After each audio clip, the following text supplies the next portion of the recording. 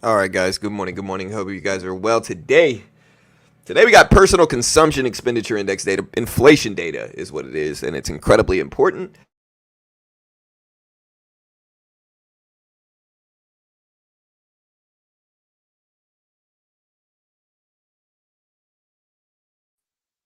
Yeah, this data release is super important. Powell basically said that he's going to be cutting rates next month, and again, he probably will, right? But if inflation data comes in higher than expected, he might not. And that's the lens you have to look at this under, is that if inflation data does come in high today, like really high, then Powell might even choose not to cut rates next month. It's pretty low probability, but it's still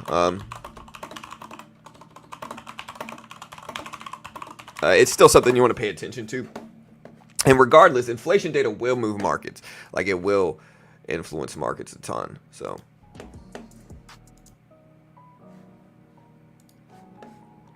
yeah, but core PC, the main one to watch today, it is expected at 0.2% month to month and 2.7% year over year.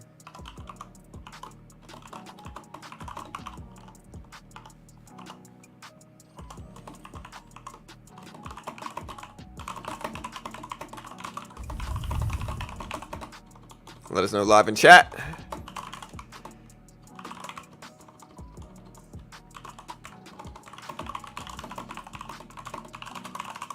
All right, guys. So yeah, core PC is the main watch. High inflation will probably make the market trend down. Although it does show, like, high inflation does show like a stronger economy, So like high inflation will show a stronger economy.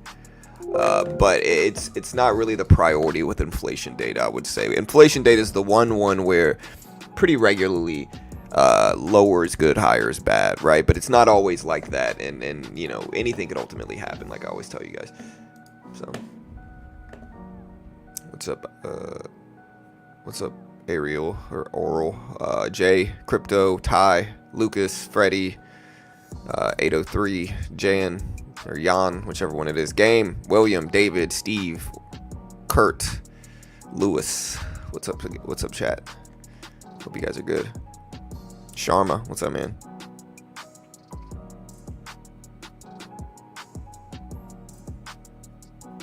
Matt, Joseph, Tallahassee, Blaze, what's up, guys? All right, yeah, so the SPY's getting closer to lifetime highs today. We had this big dump yesterday, right? Like, look at this big drop. What happened here? Can somebody help me out and update me on what happened mid to late yesterday afternoon? All right, so we did have ECB's Mueller says confidence in September rate cut is growing. Policy path after September is less certain. Does anybody know? We had the European unemployment rate come out at 6.4% yesterday afternoon at 4. Looking back, we had the UK Bank of American Consumer Credit numbers. Amazon developing a new version of Alexa, which will have generative AI empowered by Anthropic's Claude via Reuters. German unemployment numbers dropped. But none of this is big enough to, like, tank the market like it did. Supermicro semiconductors. Yeah, but I'm talking about right here. Like, look at this. This was yesterday at 1:27 market time. 1:27. And so, I don't know. We rebounded completely back from it. It was a good day prior to that. Is this NVIDIA doing this? I see NVIDIA all the way down to 119. Then I do see NVIDIA started to turn. But this is some type of fundamental. This is definitely not technical. So, like, here's the move down, right? It's definitely not technical. This is some type of fundamental. Like, there's technicals move, but they don't move like this. And this is the first thing that's really hard for a lot of really technical traders to accept, is that technicals move markets, but they do not move markets like this, right? Like, you don't get the type of volume spikes that you got here from a technical move. You just don't. And so something happened. Some catalyst came out. It doesn't look like it's NVIDIA, because NVIDIA's trend is less sharp than the SPY, which usually, if it's NVIDIA related, then the NVIDIA turn is going to be more sharp than that. So Let me ask AI to see how well it does. So yesterday, 8:29:24, the SPY and SPX dropped massively at 1:27 p.m. Eastern Standard Time. Was there a catalyst for this? Let's see how good AI is here. This is where AI usually gets it wrong. It has a really hard time of being accurate with stuff like this, like really specific queries.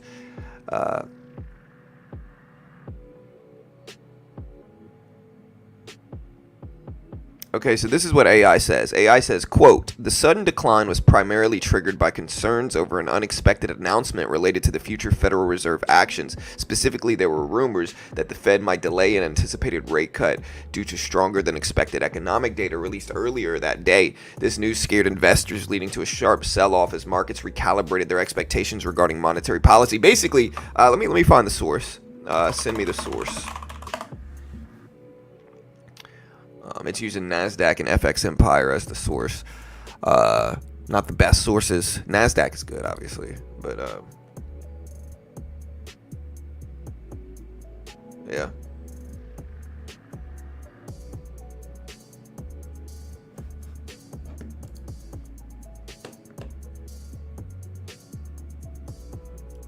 Yeah, I mean, I think that's plausible, though, right? Like, are people talking about Powell not cutting rates? Listen, he's going to cut rates. He's just not going to cut it as much. He's probably going to do 25.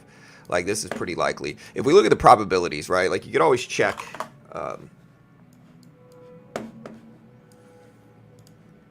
You can always check these.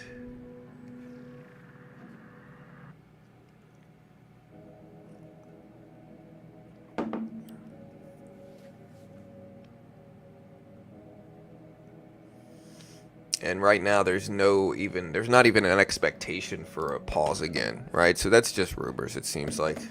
That's probably why I got bought up and rebounded all the way back up today, is because it looks like it's just rumors.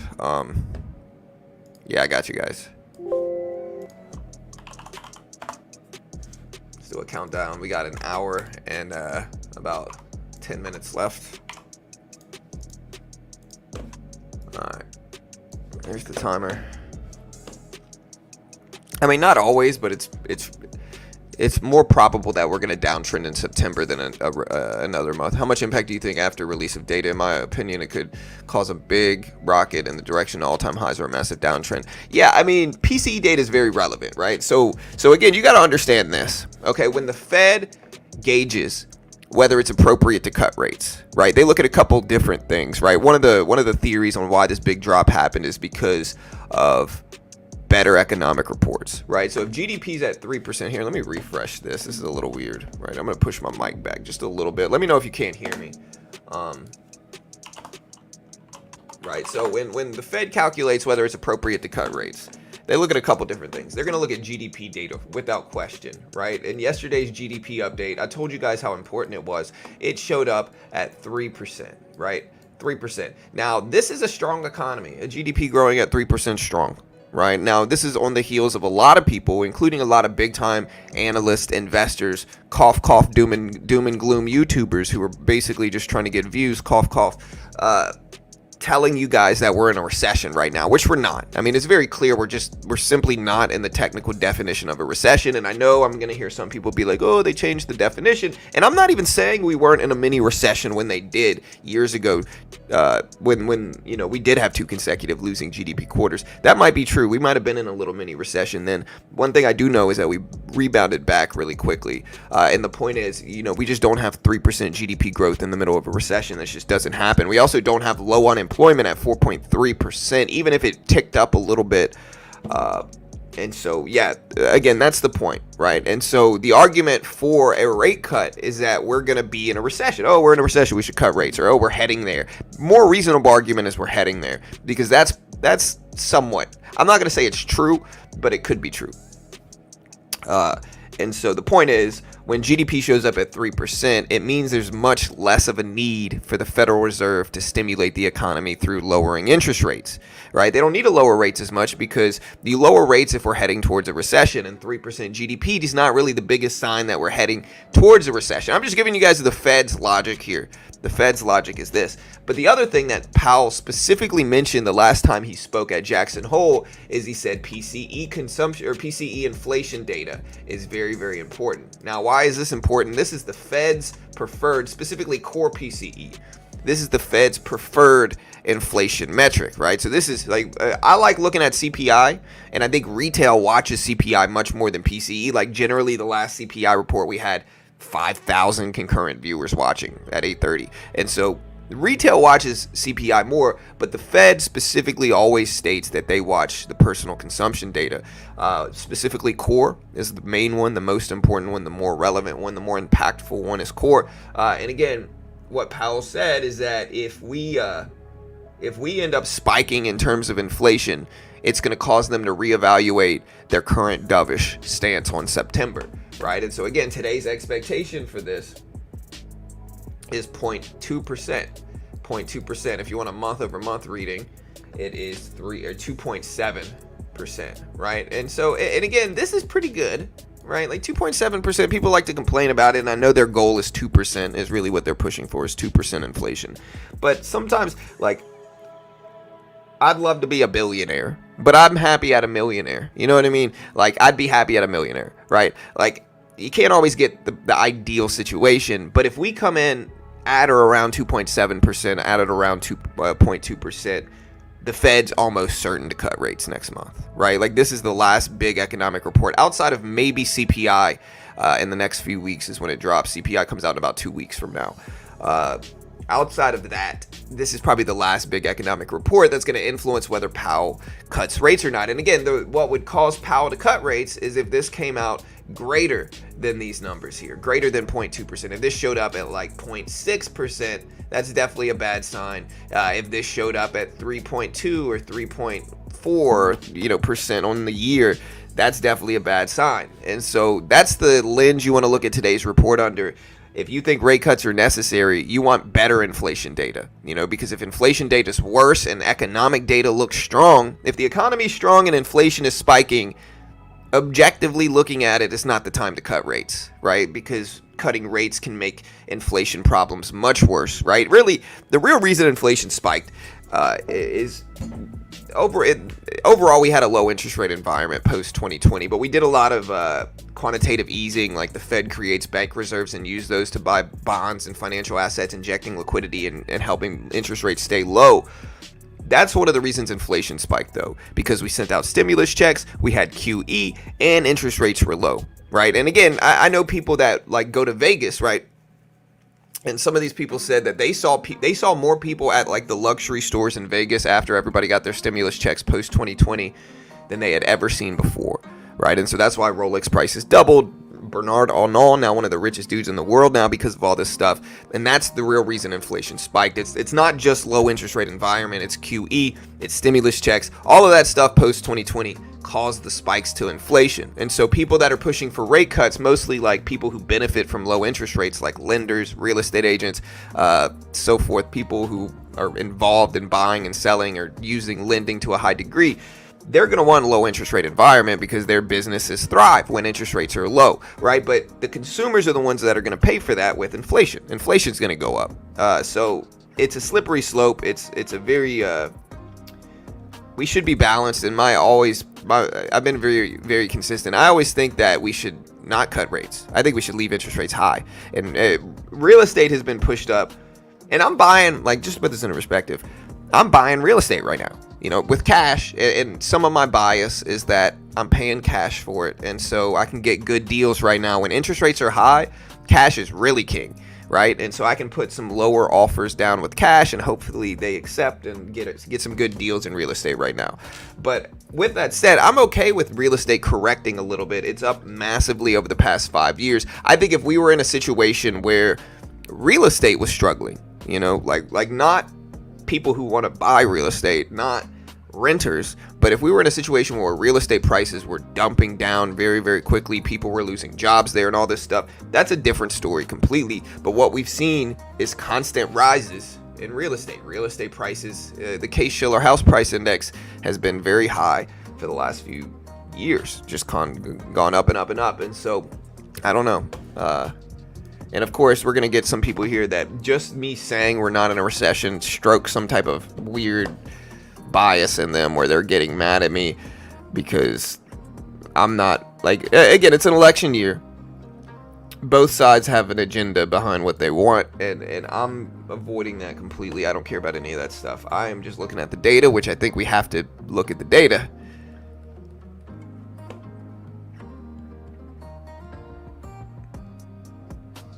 Hey, nice, Ken. That's great, bro. That's great.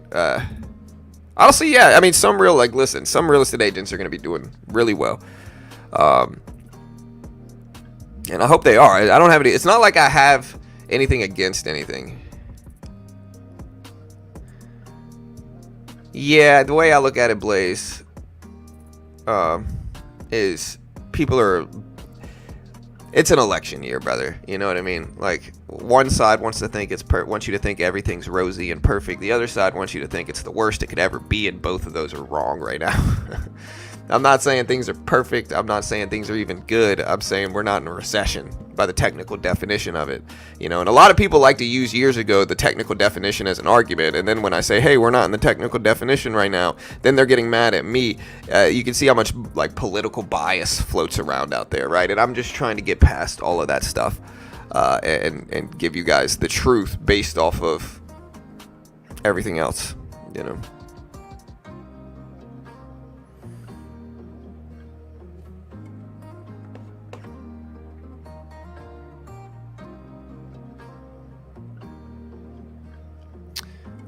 Because this is why Diz, right? So we say, why do you think cash matters? Because it absolutely does, right? Like, I'm a real estate agent myself. Like I understand what cash means, and what cash means is a quick close. Is what cash means without a third party financing addendum is what that means, right? And so the reason cash is king is because I can go to properties that have been listed for months, right? For months and months, sometimes longer than that, and say, hey, I'll give you this much cash and we can close in a week right now, you know? And again, there's no addendum, you know, we don't have to do anything else. I'm going to get an inspection is the only thing, right? I don't need an appraisal, you know?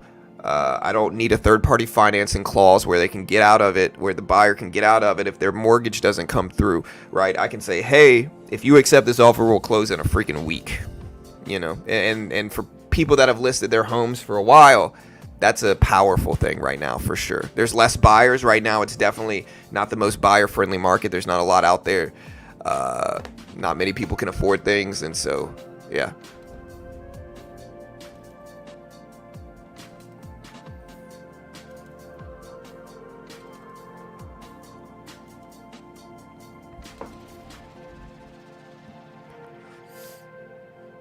I think commercial real estate will see problems soon. Malls everywhere closing big office spaces. Right, 100%. No lender required repairs. There's a lot of reasons cash are king. I feel like he probably doesn't understand real estate. But there's a big reason cash offers are much more favorable than, you know.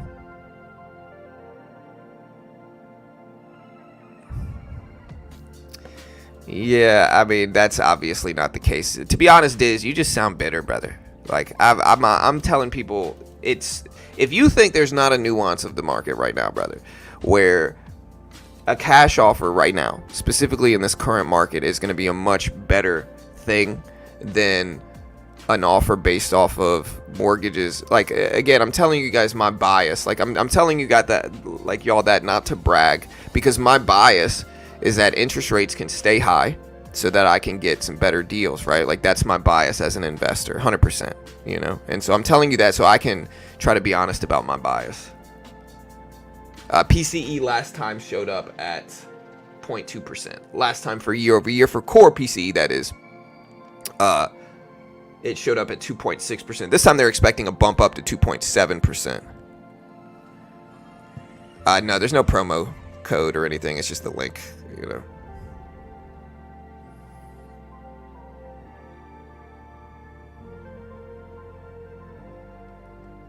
I wish we had elevators in our house, you know.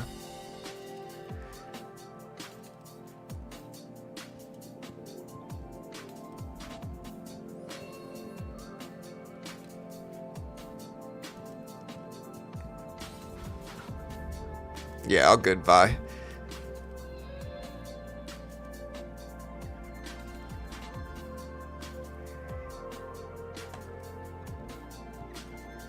Is the link only for new traders? What do you mean? No, anybody can sign up and use it as long as it's allowed in your country. I'm pretty sure P. But, you know, again, they're a sponsor. They pay me money. I'm biased.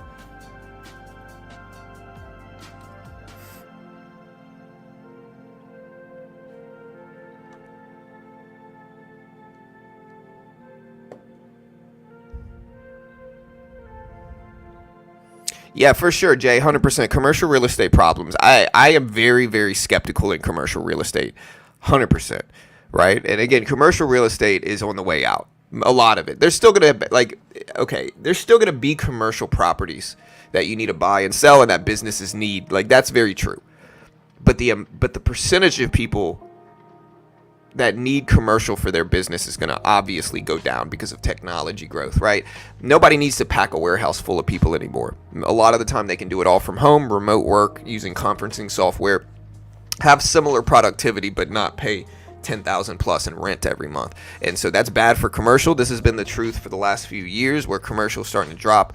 And again, I wouldn't buy commercial right now, personally, because the only thing I would buy is unrestricted. Unrestricted is probably fine, but commercial is a little bit risky looking into the next 10, 20, 30 years. I think that's risky. And I think the good thing about real estate is that historically it has good appreciation over long term, and it produces cash flow if it's an investment property. And the problem with commercial is that that appreciation is not guaranteed anymore, I think, even with inflation.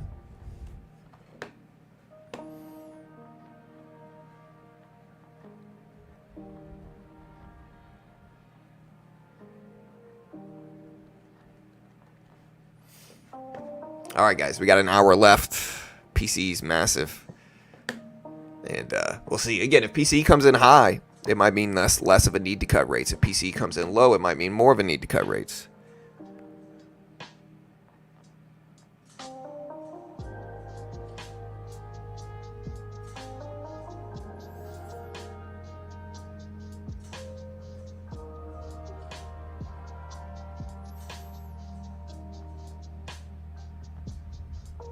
CrowdStrike earnings, man. This thing had huge drops from it. If we look at CrowdStrike, let me put it up. So here's CrowdStrike.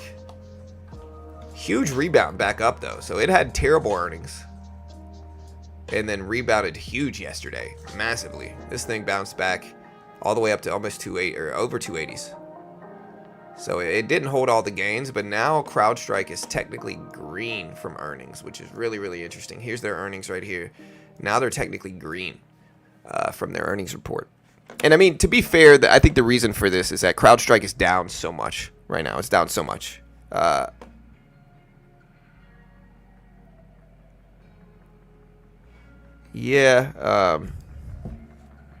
don't know why that is SaaS. I don't know Canada that well in terms of like retail stuff. I know Dollar General had a really bad day yesterday and then decreased more since the opening bell. So Dollar General was down, a huge percentage, like 78 or like 40%. So that's a big drop in price.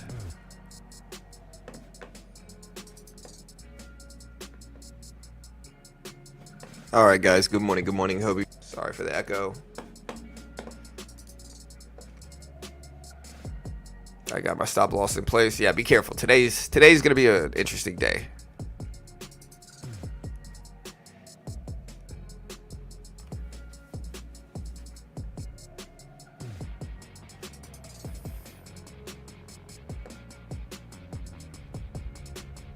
Yeah, and again, if you use the link for my affiliates, understand, you can read the bottom of the screen, but understand and consider the implications. CFTC 4.41, hypothetical simulated performance have limitations with those funded account programs. Remember, I might have no idea what I'm talking about, might be wildly wrong about anything I say. Don't copy me, not an investment professional. I do trade off stream. You're not going to see all my trades. I don't even claim to be a good trader.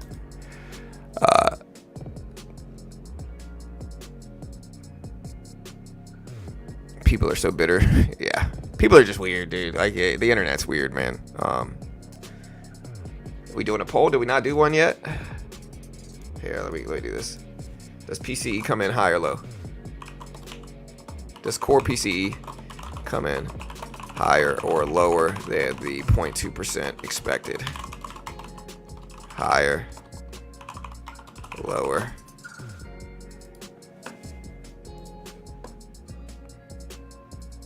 Core PCE comes out once a month. Once a month.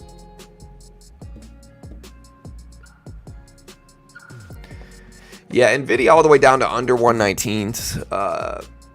You know, this big drop, they're saying this drop happened for because of right, they're saying this drop happened because of people's expectations regarding next month's Fed meeting were changed to more people thinking that we weren't going to cut, which I think if that's true shows that people want a rate cut. You know, so people want a rate cut, they hope we cut rates, and you know, when we get news that we might not cut rates, which we're probably going to cut rates. Again, I'm here to kind of cancel out that noise. We're going to cut rates next month, almost certainly. And so I don't think this means anything. And I think there's a reason the market bounced all the way back. But I think it also does show the dynamic of what people fear, which is no rate cuts. They want rate cuts. They fear a lack of rate cuts. And again, the only way we're not going to cut rates is if today's inflation data comes in really, really high. That would be a concern for people pushing rate cuts, right? And for the Fed, if inflation data shows up like ridiculously high, that's another argument against it, you know. Do you think Supermicro is going to bounce back? I really have no idea what it's going to do. Hey.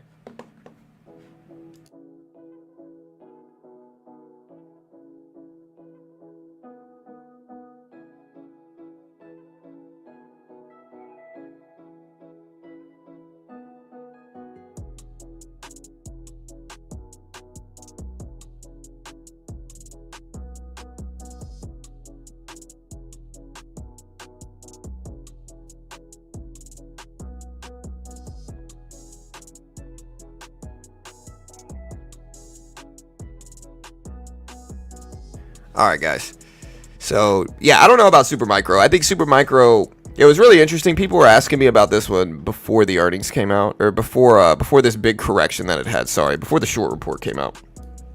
And I told them what the risks were, which low float, relatively new company, not the biggest legacy company in the world, like kind of new, low float, up a ridiculous percentage, right? And those are very risky things to buy. Anytime a stock is fairly new, up a ridiculously large percentage, and has a low float, it's a risky buy. Let's just be honest, it's a risky buy. Why is it a risky buy? Because the low float means it's volatile and it can come back down massive percentages, and that can scare people. Even if it's a good long-term stock, it can drop such a big percentage, it scares people out. And then, you know, if it's new, it's not tested or vetted, and so, you know, there's a reason it was risky and I didn't buy, you know.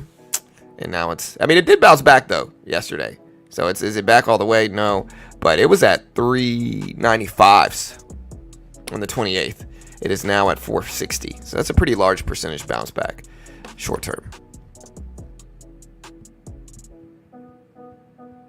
I'm stuck in Supermicro and it feels like a scam company. Yeah, I mean, it's new. It's up a lot. With stuff like this though, guys, like, listen, I would just be very, very careful getting into the habit of buying up, like, everything that shines is not always gold, right? Everything that's up big is not always a good buy. There's good companies and bad companies, and then there's good prices and bad prices. I think you have to look at it in this perspective. You know, if you're buying something that's yearly chart, right? Like that the last yearly chart looks like this. This is a parabolic move up, and it hit the thousands. That's a super risky buy. Even if it pulls back some to 900 or whatever it is, right? Like that's still a huge, huge run. It's probably a little extended up there, and maybe it gets back up there. And the good thing about Supermicro is that because of its low float, it could get back up there.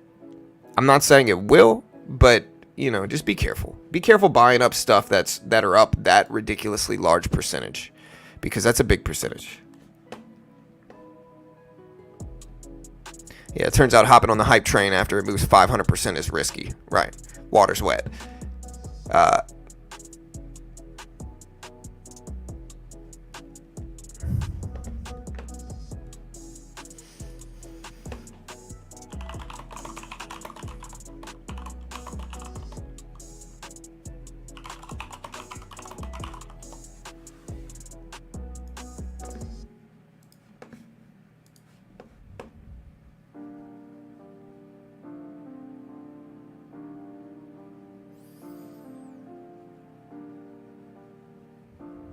Firm, yeah, Firm had earnings as well. I didn't really watch it though.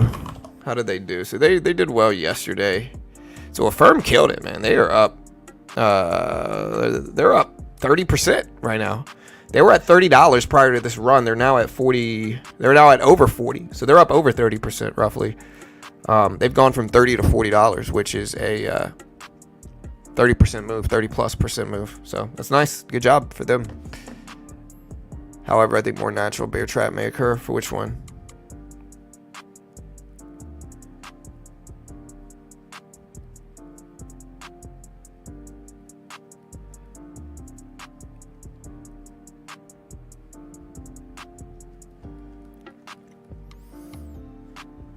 Float is the number of publicly available shares of a company stock. Yeah, it's the amount of, the easier way to remember it is how many shares are floating around out there, you know.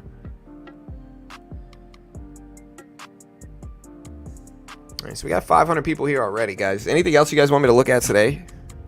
Is gold gonna dump? Depends on what the economy does, really, for gold.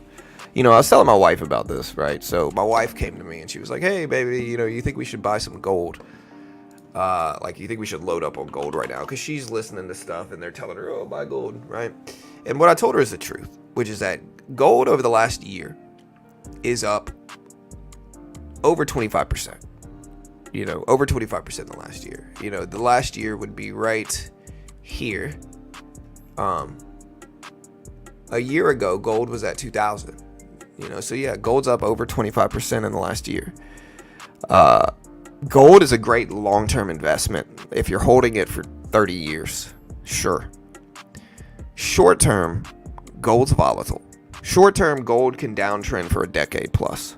You know, so personally, you know, and gold's been breaking lifetime highs recently.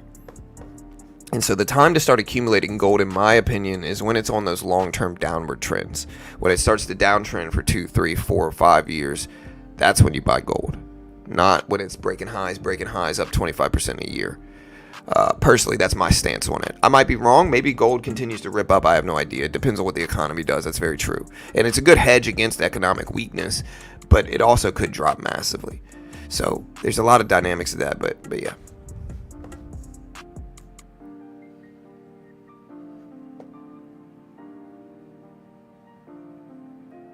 Yeah, for sure, Sass, 100%. I agree there for the most part.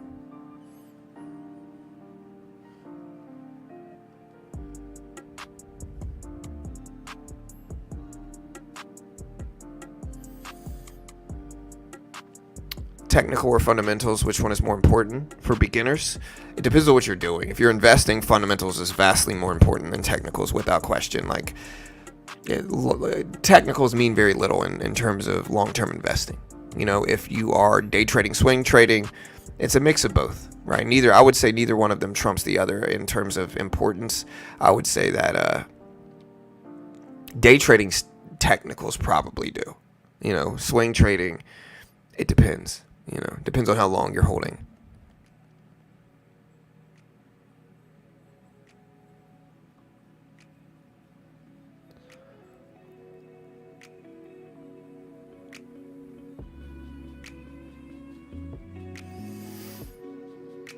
What are your thoughts about space, Virgin Galactics? I think space is a super expensive industry as a whole. And I think the likelihood that Virgin Galactic is going to be able to somehow monetize space flight in an efficient and good margin way is very low. And to be fair, I've been saying this when space was at $30 a share. Because, again, I had the same skepticisms regarding it then, which is that it's just too expensive of an industry. I'm not really trying to put my money behind any of that stuff. It's just too risky, to be honest. And now what's space at? Like a couple bucks a share? Yeah. So I'm just not going to invest in it. It might go. It might do. It's one of those stocks that if I'm wrong, I could be really wrong. But it's not like I'm shorting space.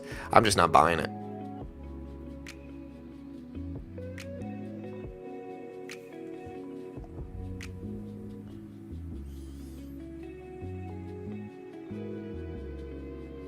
Yeah, all good, Stats. Gold's great. Gold's one of the best long-term inflation hedges. The problem is it can downtrend for a decade.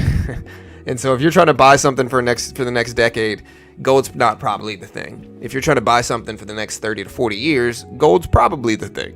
You know, so it depends on the time frame you're holding it. Yeah. And as is most things, DCAing is the way long term. Yeah.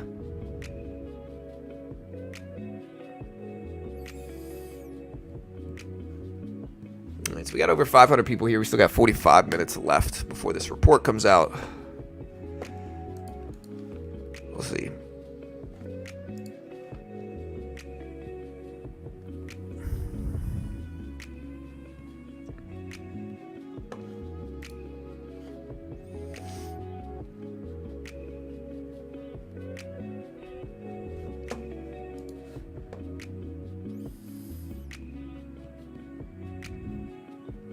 Yeah, for sure, Dean. We're here again. Yeah, PC, guys, drops in less than an hour. It's expected at the big one, again, 0.2% is what it's expected at. And again, we'll see what happens. Again, I hope it comes in low, because low inflation is typically very good. We want low inflation. But anything could happen. It might show up high. Yeah. Silver.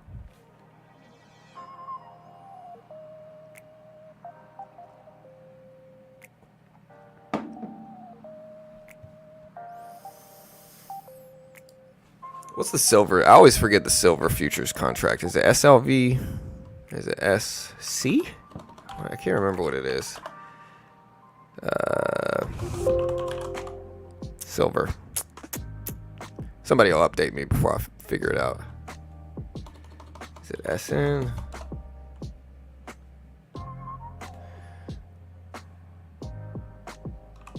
Is it S?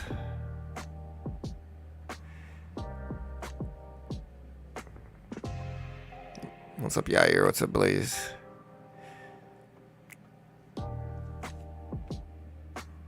Yeah, I can ask ChatGPT. SLV. Thank you, sir. I figured it was something. For whatever reason, it's not letting me look it up on. There it is. Silver's got a good long-term chart too, but it's silver. You know, gold is up 25% in 2024, or in the last year, right? Gold is up about 25%. Silver just in 2024 is up like 40%, 35%. Yeah, it's up something big, right? And it went as high as being up 50% at one point in 2024. So you could argue silver is more extended on the upside than down, although silver has less long-term gains, and silver's nowhere near the highs. So silver's an interesting one.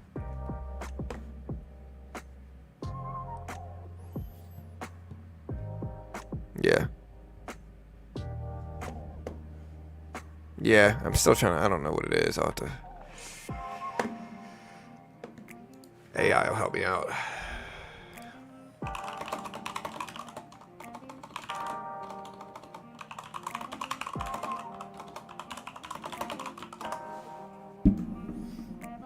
It's SI is what it is, /SI.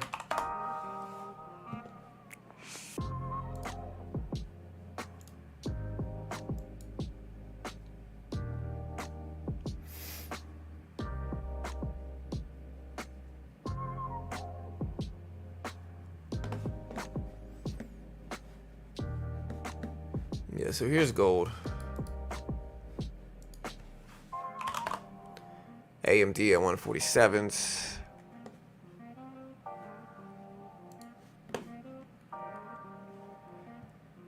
Yeah.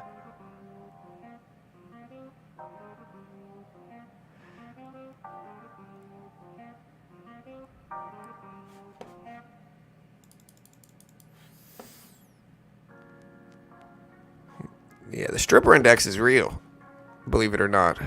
Bitcoin's cool.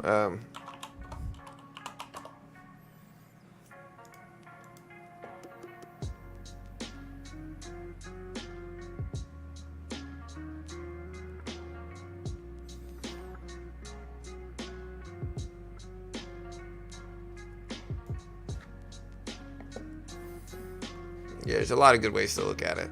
All right, guys, we still got 40 minutes left before PCE data drops. I'm gonna throw it in sub-only mode. If you haven't already, subscribe, hit the notification bell. We appreciate it. Let's keep the growth up.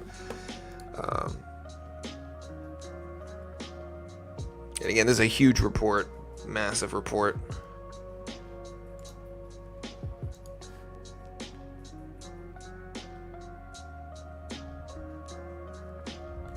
Bitcoin acts more like a tech stock.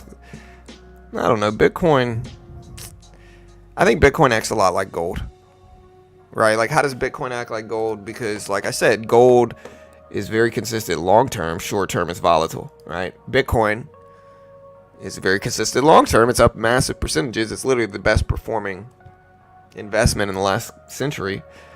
But short-term, it's freaking volatile. It might downtrend for long periods of time, years and years, right, before it rips back up. And so, yeah, I think it's very similar to gold in that regard.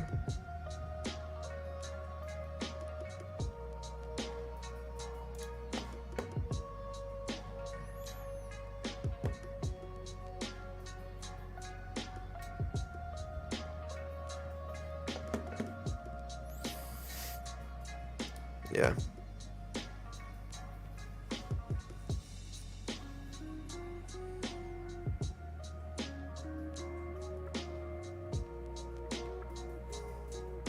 Where's my coffee at?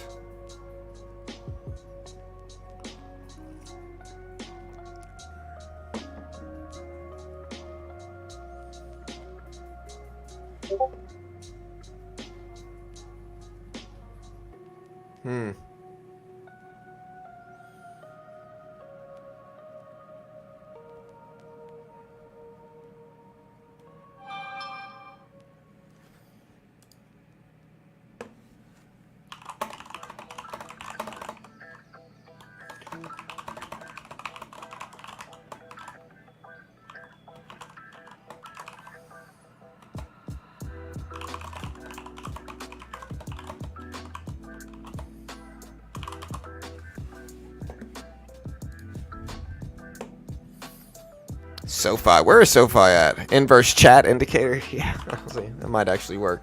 SoFi pump it up, guys. Back up to 820s here. So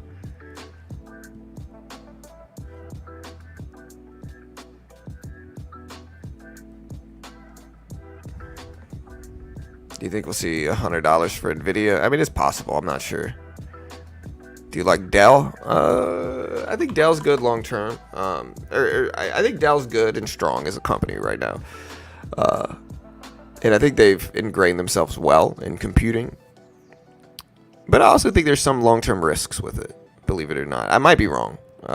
And again, I think this is one of the ones that I think is pretty highly probable that it's going to be okay long-term. But, hardware industry is a competitive industry, and so those can be subject to change quick. Is the only kind of risks. But I think they're fine. They're almost certainly going to be fine.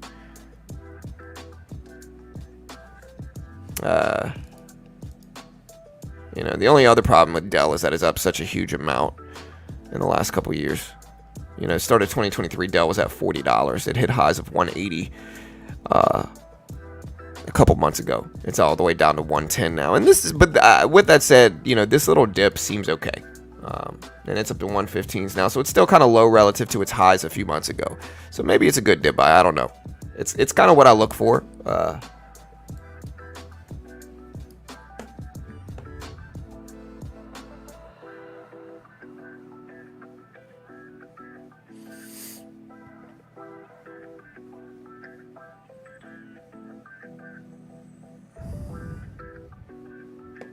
Now, Palantir's been getting mentions for years. So, that's all it is. Alright, guys, so PCE data. Again, we'll see. Look, here's Nvidia. Nvidia's all the way down at 117s. Or 118s now. Bounced back a little bit. Again, if we put the SPY up.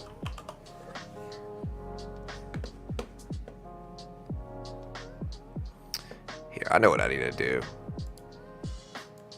I need to do this. Like, I keep trying to hide. I'm trying to think of the best spot to put my little window. I think right here is probably the best. There we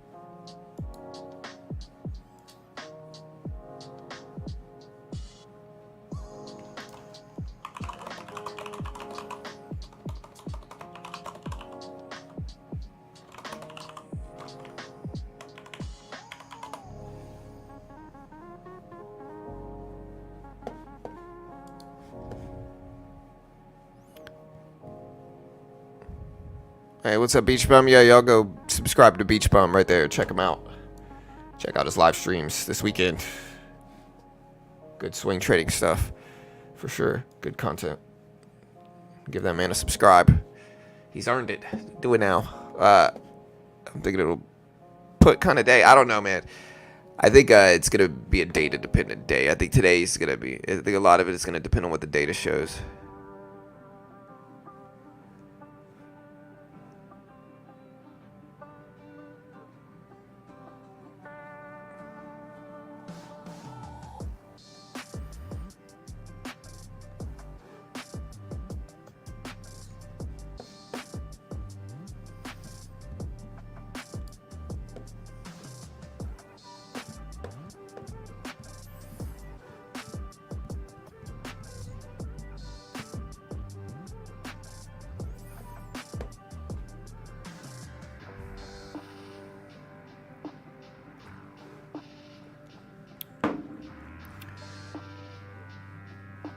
All right.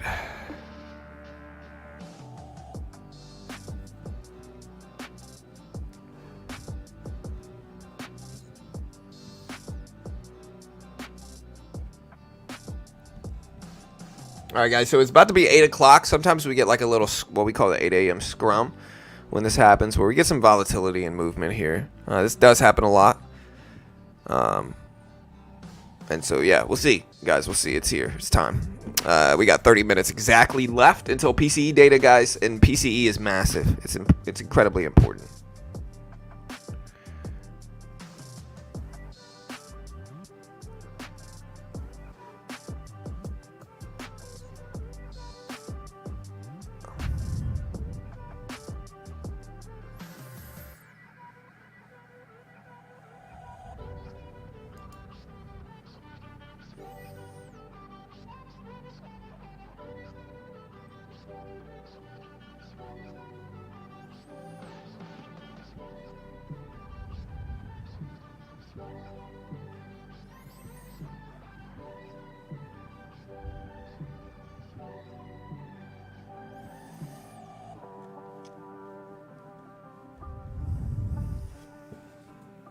All right, guys. Whew. That's half my investment out. Long as inflation and jobs are okay, I'll hold, but man, hard not to sell. Yeah, and I mean, you don't want to pay attention. If you're holding long term, you're holding long term, right? Like, this is the mentality you have to have. Again, I was listening to the Pharma Bro guy, or not the Pharma Bro, I'm sorry. Like, that was the other thing. But I was listening to DJ Vlad. Right, and honestly, DJ Vlad had some really good, like, very realistic stock in, like, stuff that he said. He said, if you want to look at what the pros do, the goal when you buy healthy companies, like when you buy up healthy companies, the goal is to get paid dividends and never sell, right? And hopefully your kids can get them one day, right? Like, that's how you build generational wealth with stocks. Is you buy stocks. Typically, they're going to be the healthiest, strongest companies in the world. You got to figure out which ones those are, and everybody thinks, has a different opinion on which ones those are. So I'm not even shilling for specific stocks here. You figure out what stocks work the best, and you never sell. You buy and you sit forever, and then you give it to your kids, and then they give theirs to their kids, and the amount of appreciation that's going to happen over that period of time is crazy to think about, because that's how you get wealthy. If you really need money, you can take loans based off of those positions if you really want to, and that's a real thing that you can do also. And so when you're holding long term, that's the mentality you want to have. I know I cover a lot of like economic reports, inflation data releases, GDP reports, and if you come from day trading, you might have a hard time not holding, but I think the goal is to hold long term. And I'm not telling you to buy or hold anything, but that's the goal. And I think, the reason a lot of people have money managers, they have other people managing their money, even though it's fairly simple modern age to just buy your own stocks, buy your own index funds, buy your own futures, buy your own, ETFs or whatever you want to buy. It's very easy to do so. The reason is still a lot of people still flock to money managers is because the people might not have the discipline to not touch it. You'll make money long term. Like, a family was asking me about investments. Right, and what I told him is that if you buy the S&P, the NASDAQ, the Dow, gold, some real estate investment trusts or actual real estate, maybe some Bitcoin. Depends on your risk tolerance there. But if you buy those things and you sit long term for 10, 20, 30 years, you're going to make money. You're going to make money. The key is you can't touch it. You have to leave it there. You can't mess with it. You can't look at a big spike and get greedy and want to take that money out, because then it doesn't work. You lose the entire edge that you have. And so you got to hold stuff long term is the goal. Only talking about blue chip, healthy, long-term stocks. We're not talking about mid-cap stocks that are super hyped up over the last few years, but they're mid-cap, some are low float, and they will dump on you 50, 60% in a year. We're not talking about those. We're certainly not talking penny stocks. The longer you hold a penny stock, or really any stock under $10, the less likely you are to make money. We're talking about legacy, healthy companies that everybody knows and understands.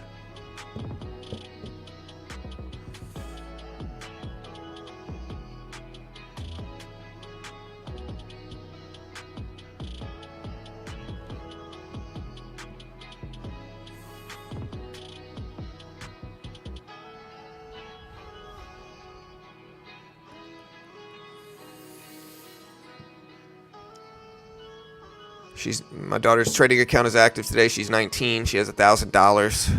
What should her first investment stock be? I'm going to go over this again. And again, I'm going to go over this again. Okay. I don't know what your first stock should be. I look at a couple different things when I'm buying up stuff. If it's long term, this is what I look at. I'm going to clear out this.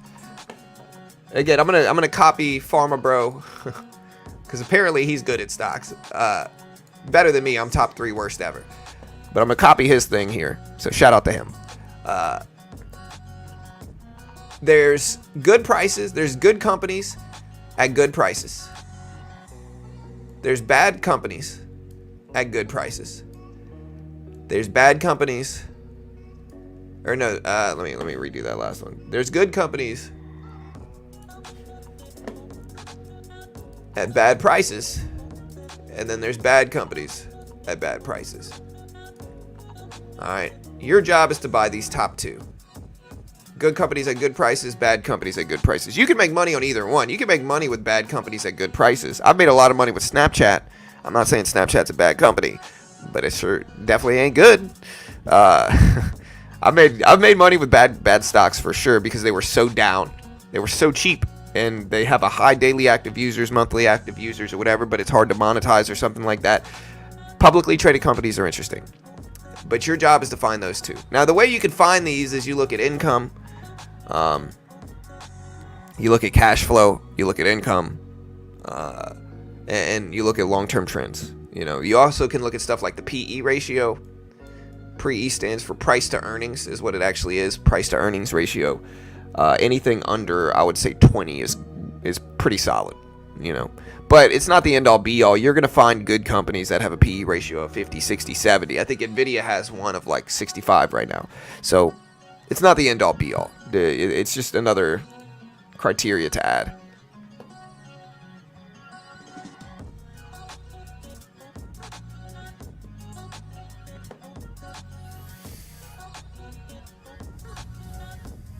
Right, exactly, T. Invest in companies. My best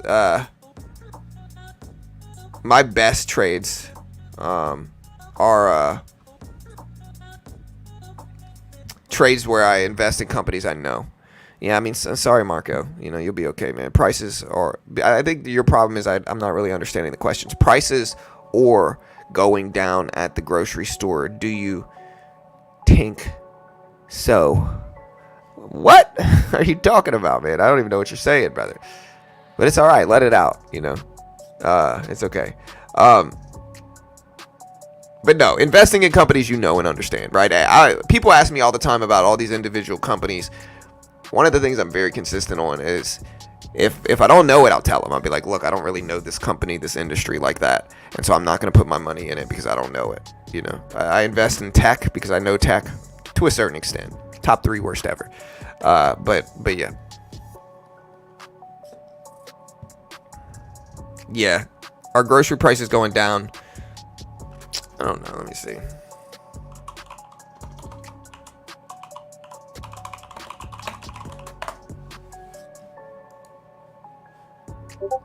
Let me see if AI. I don't know. Yeah, I mean, look at CPI. CPI is the best gauge for that. You know, you can look at consumption. From July of 2023 to July of 2024, food saw an increase of 2.2%, which isn't really the worst. You know, an example of this is 2022 food inflation spiked up 10.4%. Here's a good graph, right? So if you want to see, here is food inflation increase or decrease, right? Food saw the worst inflation here. And the reason we spiked up so much here is because the Fed maintained a low interest rate environment. They brought interest rates down. They cut the federal funds rate, which is short-term rates. Eventually that trickles into long-term rates. There's a lag about 6 months to a year, but eventually it does trickle into there. So the Fed cut rates, bringing interest rates down, causing more people to have money and cheaper access to leverage, and the consequences that they spend more. And if you're paying less money in a mortgage or an auto loan, you're going to have more money to spend on other stuff like groceries, right? And so you might buy more groceries in those situations. And that can cause the price of groceries to go up because supply and demand. But another reason is, again, we talked about it earlier, the quantitative easing, the money printing that went on, stimulus checks in 2020. All of these things contributed to grocery stores raising prices because they could. You know, if you put out a piece of bubble gum at 25 cents and you have 100 pieces every day, and by the end of the day your 100 pieces are gone by noon, you know, what are you going to do? You might bump up the prices a little bit because you can, right? When you look at when you look at that same concept in the rest of the economy, grocery prices spike up when people spend more. And so after 2021 and 2022 and that high or that low interest rate, economic stimulation that we got, grocery prices spiked. But as inflation drops, it's getting better and better. So like you can see, we're now back to almost where we were. And again, here's the thing that a lot of people might not understand, right? I might say, hey, now we're back to where we were. And I know some people here are going to be like, nah, that's not the case at all. And it's true. What I'm talking about is the amount that prices are rising year to year is back to normal. Okay. Now, the thing about prices is that they do not go back down.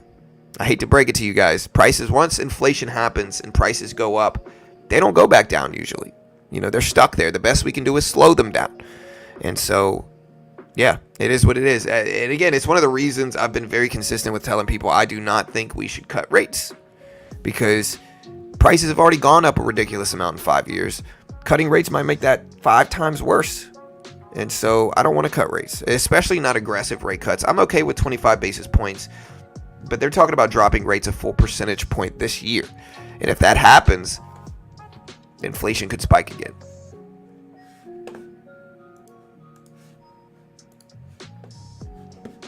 Yeah, the only time prices literally go down is recessions, depressions. It's not just America, it's freaking everywhere, brother. It's human nature. Locke. It's universal throughout the world. It's human nature. The only places, unless there's laws against that, which very few places actually have that, the whole world's doing that. Specifically talking about the bubblegum analogy, the whole world's doing it.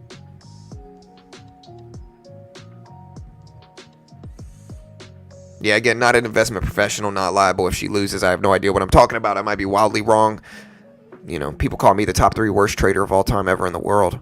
And so, hey.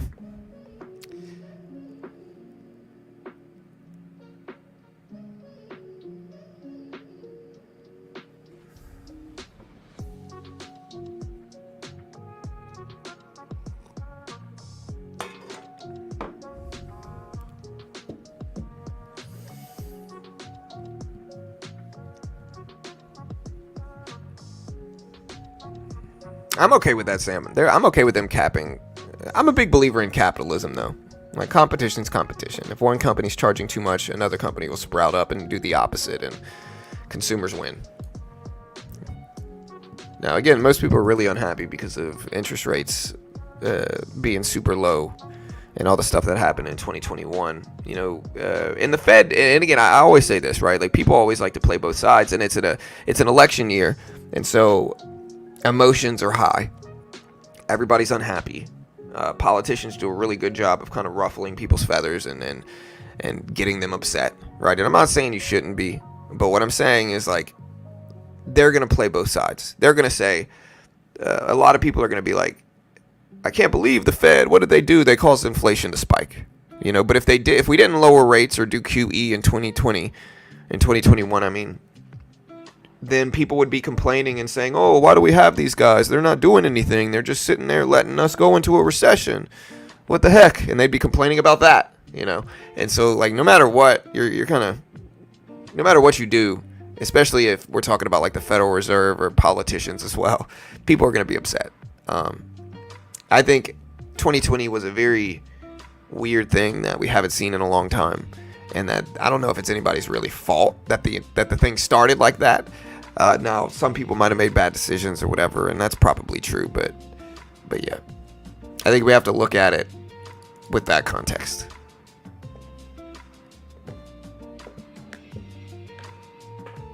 Yeah, I hope he does. Powell is very balanced. Every FOMC meeting, people tell me that we're going to do something wildly outside of expectations, and I always kind of tell them we're probably not. We're almost certainly going to go with the expected number, and I haven't been wrong in over a year. It might be longer than that in terms of like what Powell was going to do during the Fed decision, or the FOMC was going to do, I should say, because it's more than just Powell. But I think people like sensationalism.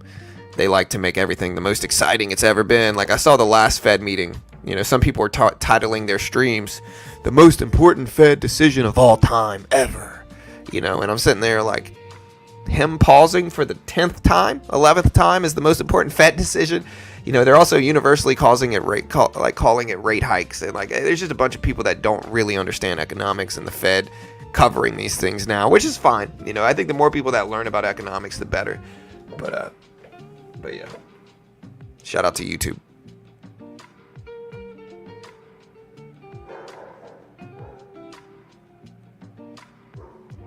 Yeah, I mean, the only way you're really going to get by long term is hedging against inflation. And again, you can do this in a lot of ways, right? You can buy gold long term. It needs to be very long term if you're buying gold. Silver, same thing, same concept. You could buy real estate. You can get a mortgage in real estate, and you might say, how does that help combat inflation? Well, over time, let's say over time, you should start earning more, right? You should get raises. The average amount people make should go up over time, right? And so if you're spending $1,100, let's just say ideally you're spending $1,000 a month in a mortgage. I know nobody's really paying that little, but let's say you got $1,000 a month mortgage. Over time, that's going to be less impactful and less influential over your spending, because after 10 or 15 years, you're gonna say, insignificant. Like, we could look at the actual calculation behind it if you want. Let's say inflation.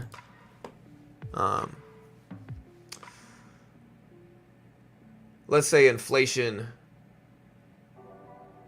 happens at 2.2% over time, right? So,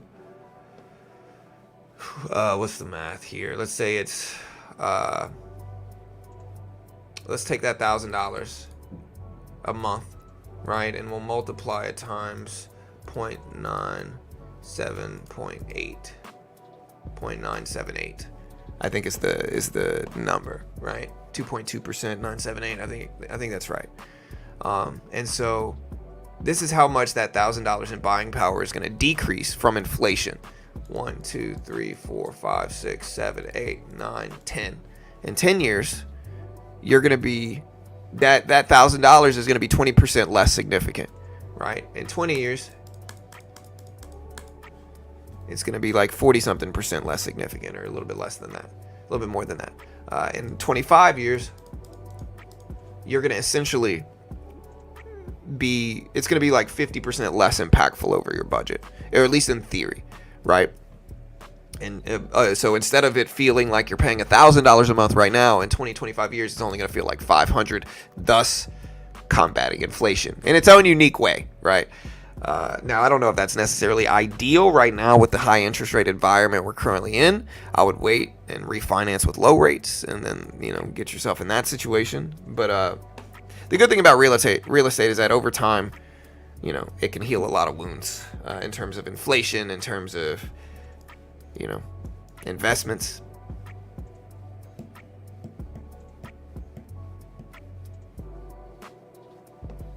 And it's the other reason, right? Like you hear people talk about I see some of the most ridiculous things. You know, and again, I'm skeptical. I'm a natural skeptic anyway. But you hear people be like, hey, if you invest in this, you know, if you invest, if you invest this much in 20 years, you'll be a millionaire. And it's like, yeah, but what they don't tell you is that in 20 years, a millionaire is going to be like 100K in air right now, right? It's going to be like 100,000 air right now. 1,000 air is going to be the same type of person a millionaire is. So point is, a millionaire is not going to be as much buying power in 25 years.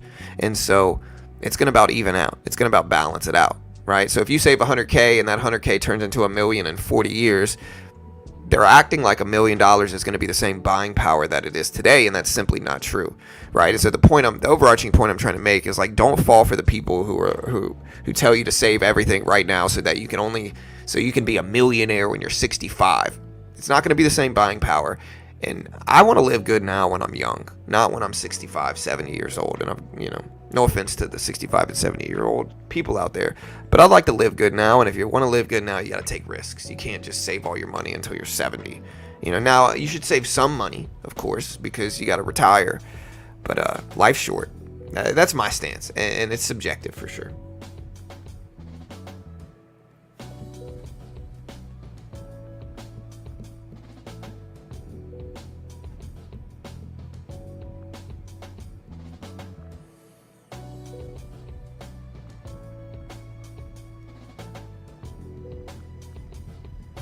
It's only transit. All right, guys, we got over 1,000 people here. We still got 10 minutes left. We'll see what we get. I'm ready.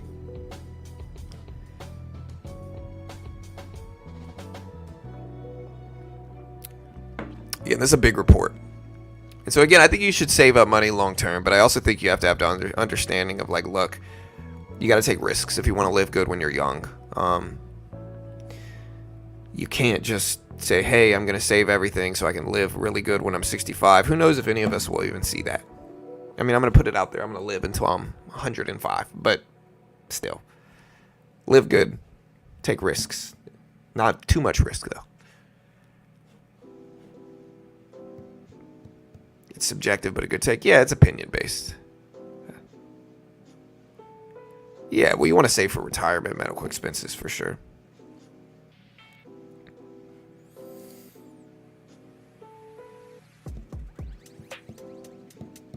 All right, guys, 9 minutes left. 9 minutes left. This is a massive report.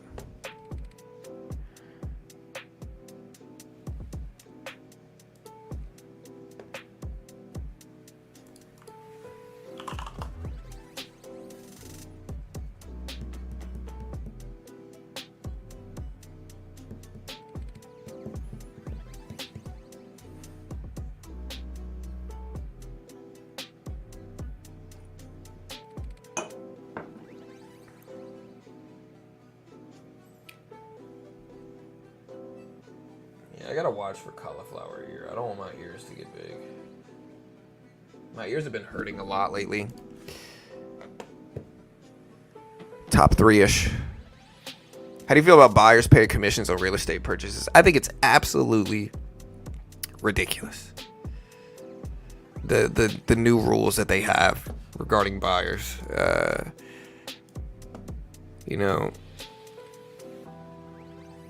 Yeah, it's just ridiculous. The rule change. I'm not really a practicing real estate agent. I don't really market myself like that or anything. But I think the rules that they've done to it are freaking crazy and unnecessary. How do you balance too much risk versus not too much risks?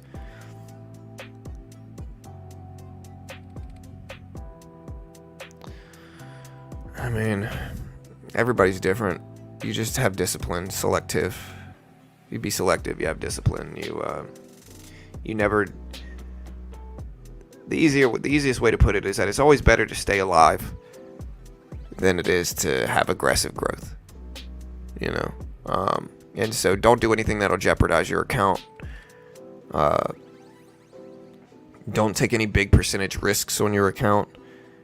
Only wait for high percentage plays. There's a lot of ways to have good risk management.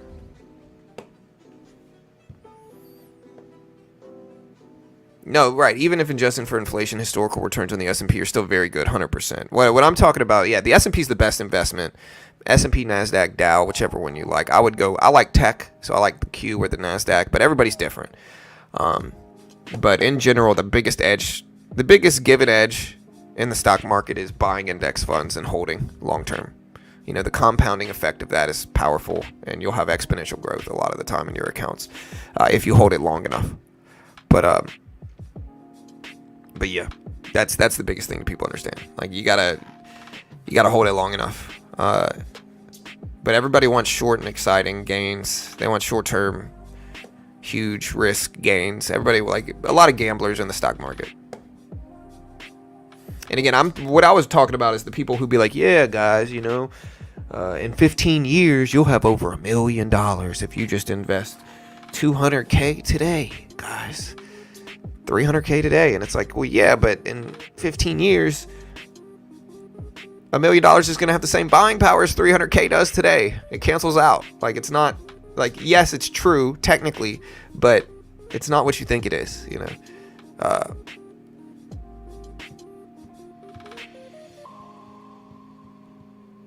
All right, guys, we got over 5 minutes left.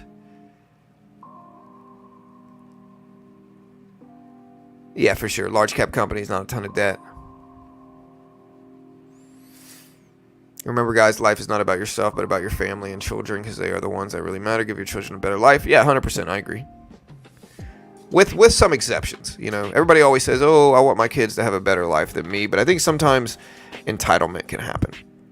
So, like, I think a lot of people say, oh, I want my kids to have what I didn't have. And that's true to a certain extent, but it needs to be within reason, because if you give your kids too much, if you never make them work for anything, they become spoiled and entitled and demanding and not really balanced people. And so I think within reasons, you got to be firm but fair, and you can't just give them too much. You got to make them work for it.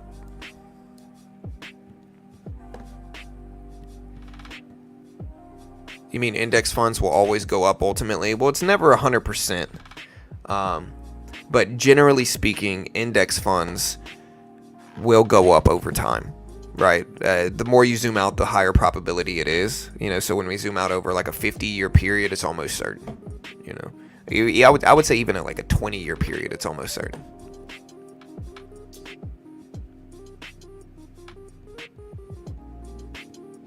Yeah, for sure, Jim, 100%.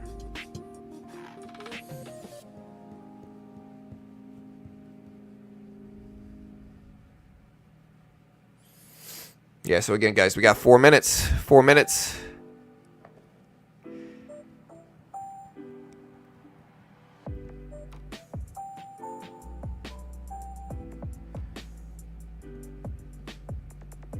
Yeah, that's stale. 300K 15 years later is going to lose a lot of buying power. Again, I'll show you guys that after this economic report comes out, but it's honestly absolutely true.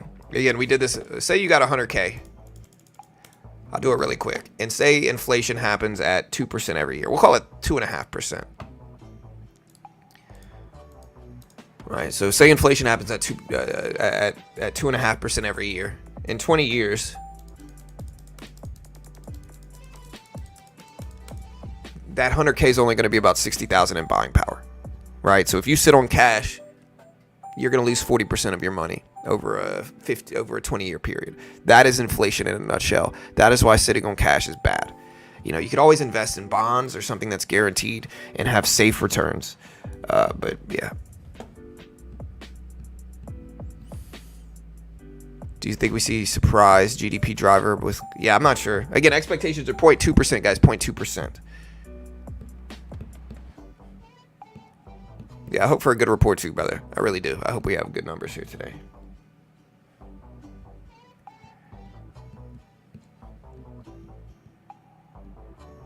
So today we've got Michigan consumer sentiment at 10, Chicago PMI at 945.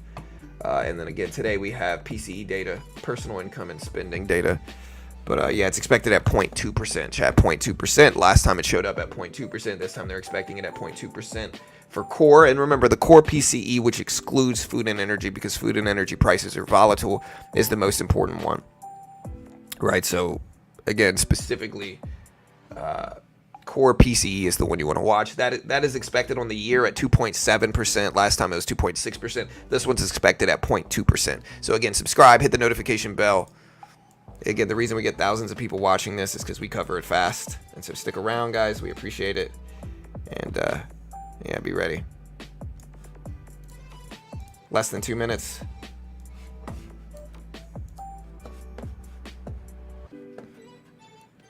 Again, it's expected at 2.7% on the year for core, 0.2% on the month. Here we go. About 1 minute left. Again, hit the live button next to the play button. Make sure you're fully caught up on stream. Hit the live button, chat. Yeah, I'm not going to give up my sources that I get it quickly on, but I use a bunch of different ones if it makes you feel better. Yeah, PCE was, or CPI was good. But again, we'll see.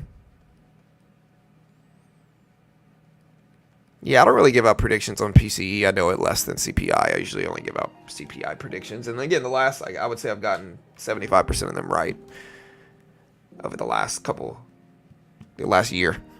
So, which is kind of a crazy thing. But hey, I'll toot my own horn. I'll pat myself on the back. Top 3 best CPI predictors in the world right now. We got 30 seconds, chat. 30 seconds. Hit the live button. I'm going to pause this. Again, this is a little bit early. Really, we have about 25 seconds left. I'm going to put the SPY up. I'm going to put NVIDIA up. And I'm going to put gold up on the right side. Here we go. 10 seconds. Market sold off yesterday because people were worried the Fed's not going to cut rates next month. All right, 3 seconds, 2 seconds, 1 second, and here's the report.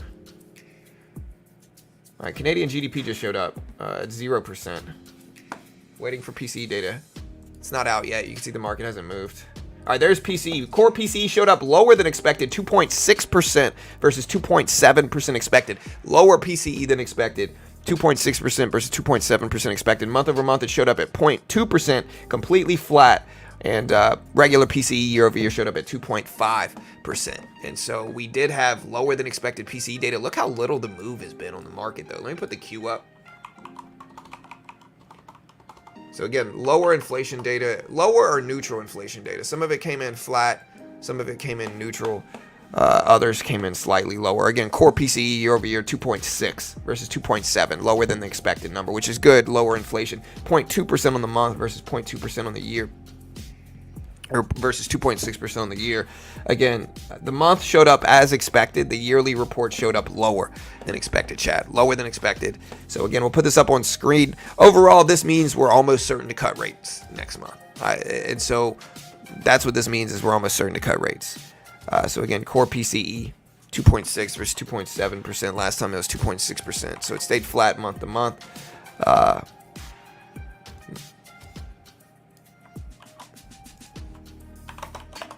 There's the report right here. Market's actually going down a little bit, but yeah.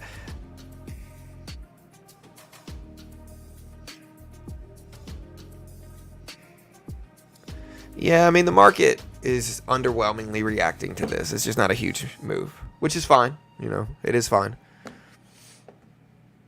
And again, stick around, guys. So we're going to be covering the rest of the economic reports that come out today. We have Michigan consumer sentiment data and Chicago PMI that drops at 9:45. We also had Canadian GDP show up at 0% versus 0.1% expected.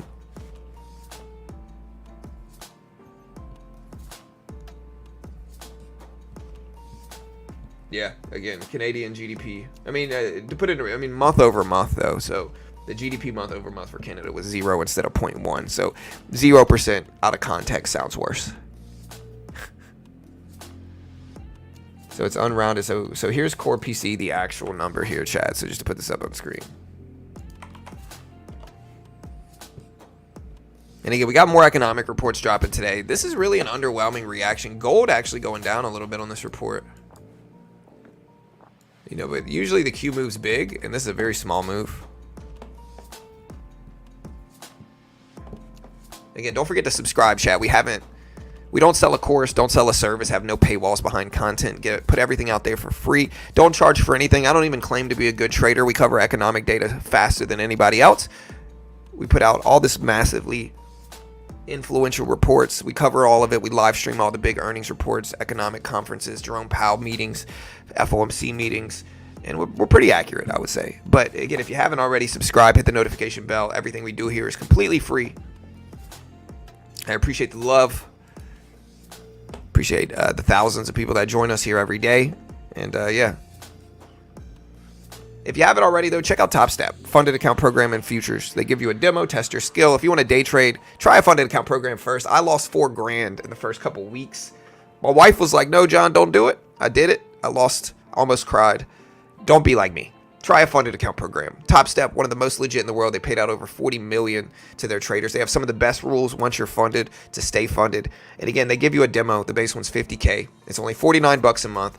If you can make $3K without losing $2K, and following their rules, they fund you $50K, 90% split in futures. And there's no PDT in futures. You can day trade short. Patterns are very similar to stocks. You can see the Q is the same as the NASDAQ price action. And you can trade the NASDAQ in futures. So you can basically day trade the Q, day trade the SPY price action in futures, no PDT rule. It's just a great way to learn how to day trade with limited risk. And if you're good enough, you can get started, fund your own account with the profit, which is 90% split, similar to putting the money up yourself. They're a sponsor of mine, though. They pay me money. I'm biased. Check them out.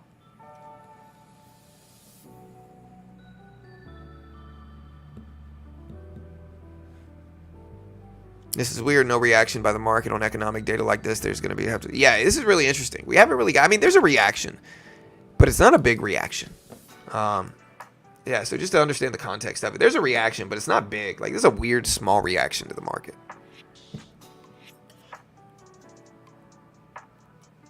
There's a very small reaction. And the market's really reacting negatively to this report. And I think this report signals a much greater chance that we're going to cut rates next month. I think we were going to cut rates anyway, but now it's basically set in stone, I would say. Inflation data good. GDP 3%, was the only thing that might have made them not cut rates. But I think this data is going to mean they're cutting rates, And in futures, I might actually buy this and pull back up here. Let's see. I'm not telling you what to do, of course. We're going to try on our actual funded account here. We're going to try. I'm going to try to buy this up. Again, this is not an actual funded account. I'm sorry. This is a challenge account. So we're going to use this to see if we get some good volatility and try to build up a lot of profit. There's 3 contracts. Again, don't copy me. This is not a live account, just to put it into perspective, guys. There's 4. Oof. I wanted to take the risk and see if I could use this to get close to funding. There we go.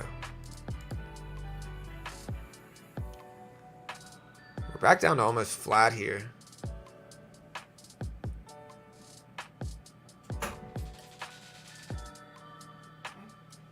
Hey, baby.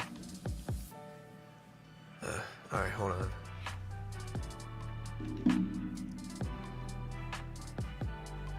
All right, I'm gonna have to cut this, guys, and just accept the loss. My family's in here, and I don't really have the time to follow it or watch it, so I'll hold this 2 contract position. Yell at me if I start to lose.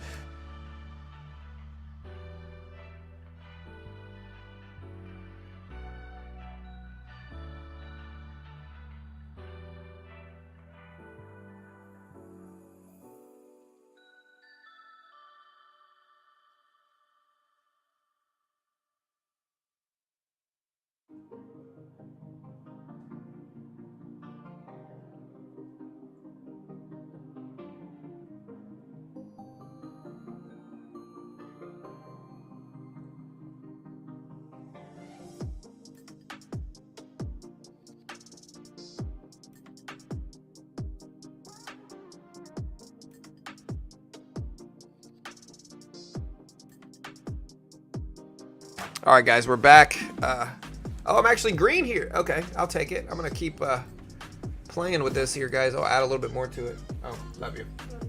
Have a good day. All right, bud. Here. What you doing, man? What you got there? Oh, love you, buddy. You okay? Your shoes tied? No, love you, man. Have a good day, buddy. All right. There we go. All right, we're going to take half off. Take another little piece off. Somehow I've made money throughout this whole debacle. Or maybe not. I don't know. I'm close to it.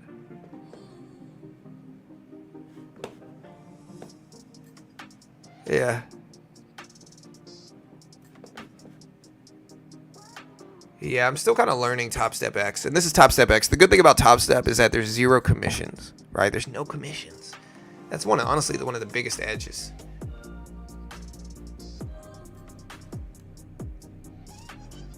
I'm gonna add to it.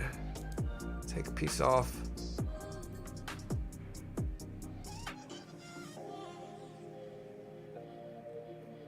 Yeah, I mean, I mostly scalp these type of moves, right?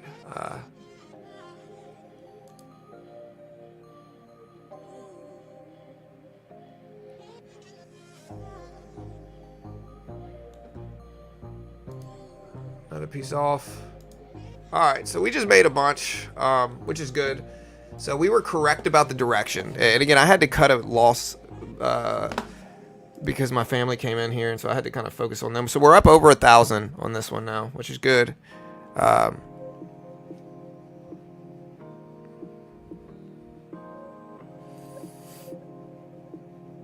Yeah, I should have held longer for sure. But yeah. Love a family, man. Yeah, I love my family, man. I think that's the point of life. You know, you got all these haters in chat. Really, they're just mad they don't have what I have. You know what I mean? It's all right. You know, if I saw one of the top 3 most handsome dudes in the world right now with a beautiful family, I might get mad too. You know, let it out. It's all right. I'm here.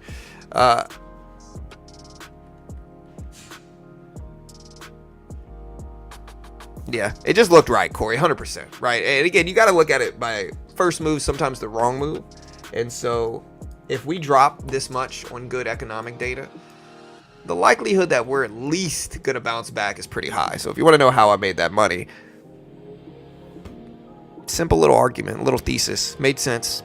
You know, and it doesn't always work. Just because it makes sense doesn't mean it's always going to work. But this time it did.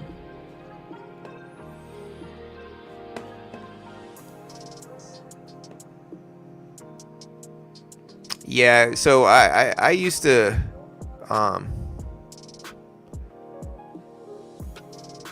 one of the things, like, if you have a really bad day, go do something else, right? Like, go do something you enjoy. I like jiu-jitsu, I like video games, I like hanging out with my family, you know. Figure out what you like and go do that. You know, you gotta, on bad days, you gotta step away from the market, right? Like, you gotta step away.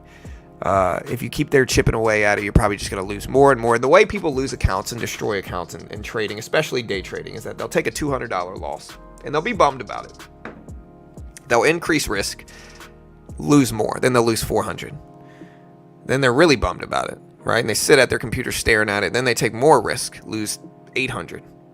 Then they say, man, I'm down 800 for the day. I'm just going to swing at it with everything I've got. Then they destroy their entire account.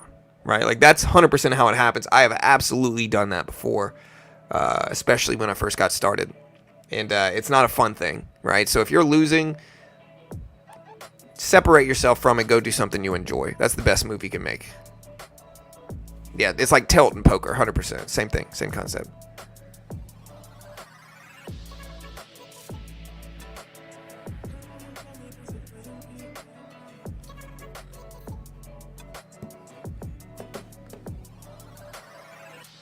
Beer is good and John's chat is crazy. Is there any more news coming out? Yeah, we got more news coming out later.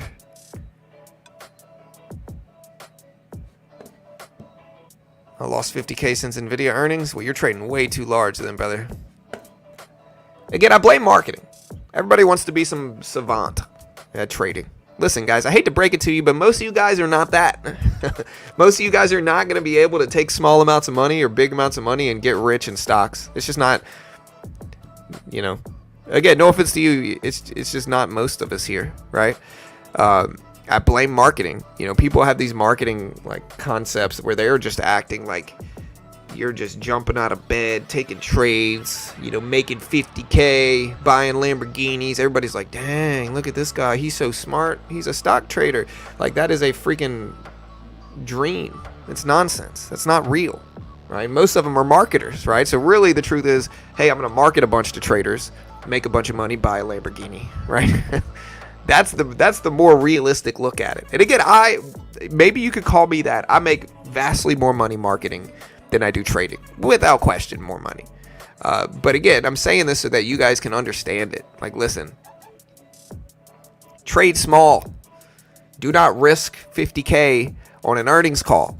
Do not take crazy risks like that. It's not what you want to do.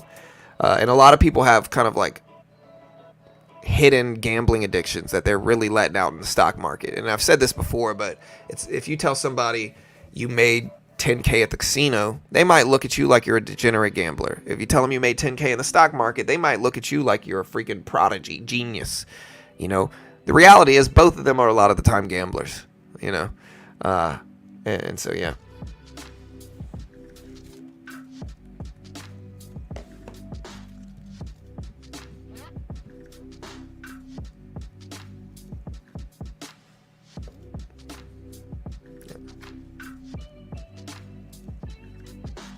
Yeah, if it was easy, everybody would be doing it, right? 100%. I see it with earnings too. People are like, "Hey guys, the stock had good earnings, it didn't go up." Manipulation, guys, it's manipulation. You know, like it's like no. Again, if it was that easy, everybody would do it. I'd sit around, buy up good earnings, and just get rich. Infinite money glitch right there. Just wait for good earnings, click buy, boom, rich. Of course, it's not that easy.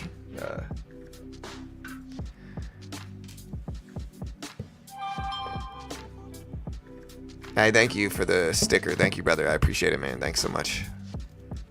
I feel attacked. I'm not attacking. Again, the other interesting thing is, like, I say this, and people get weird. I've said this every week for years. Same thing, same concept. People get mad I repeat it so much, but sometimes people only hear it when I repeat it. It only really gets understood when I repeat it. People get mad because I'm attacking their dreams. You know, they think they're going to take 10K and turn it into a 200K and buy a Lamborghini, and their whole family's going to be like, dang, look at Bill. He's shining over there now because he's rich in the stock market. He's a genius. Again, I'm here to tell you that's not true. That's not going to happen. And I know that hurts because some people are so desperate to get out of their current situation that they want to believe it's true. And those are the people that get talked into buying nonsense day trading courses that cost $5,000 that are almost all publicly available content that everybody and their grandmother has. But again, some of them get mad at me for it because I'm attacking their dreams. And I get it, I guess, but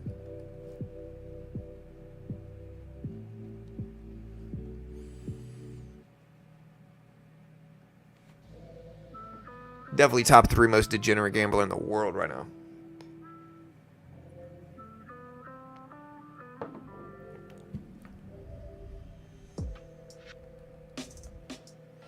Nah, the link works, Dan, if you want to check it out.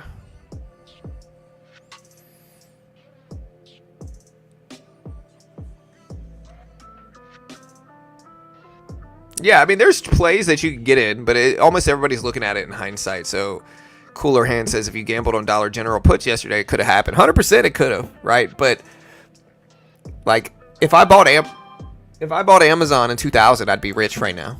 Right, but again, I can't look at the best performing outcome and then say if I would have just gotten in beforehand, like you're not going to be able to find those, and most of the time they're not going to be like that. You know, there's the same odds that Dollar General rips up and moves up long term, or rips up from their earnings call, and you lose that amount of money too. You know, so that's what people don't understand. Is like, sure, you could make that much money, but you could also lose that much money, and the losing part is much more probable, especially for traders. And so I don't know, with this channel, I just try to be honest with people. I do make money marketing for sure, but I feel like I do good. At least I try. Like, I try to help people understand it. And sure, you got some people that don't like me. Maybe they dislike me for valid reasons. I don't know. But I try to be honest, as honest as I can.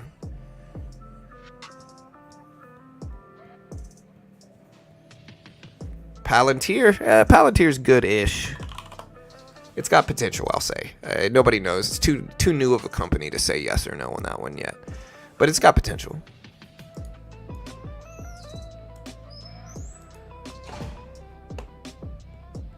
Is Intel ripping up? I see some people talking about it. Yeah, but even with Intel ripping up, it's still down such a huge percentage. Like I bought Intel at like 30s, right? Once it started dropping to 27, 26, I cut it. I think it was around there, and I never bought it back because it's just down, and it was the right move because it ended up dropping down to 18s, and so. Right, day trading, if you're living check to check, if you are struggling financially, is the worst thing you could ever do. Like, it's the worst thing you could ever do, right? But it's marketed as some type of, like, get rich quick, like, hey, if you're struggling financially, day trade, right? Like, what? That's kind of like telling somebody, hey, if you're struggling financially, go play slot machines, guys. Like, of course not. It's dumb. It's risky. Day trading is a luxury of somebody that's comfortable financially, right? And again, some day traders can have a skill they'll have for the rest of their life and they'll earn big on it, but a lot of them are just going to lose.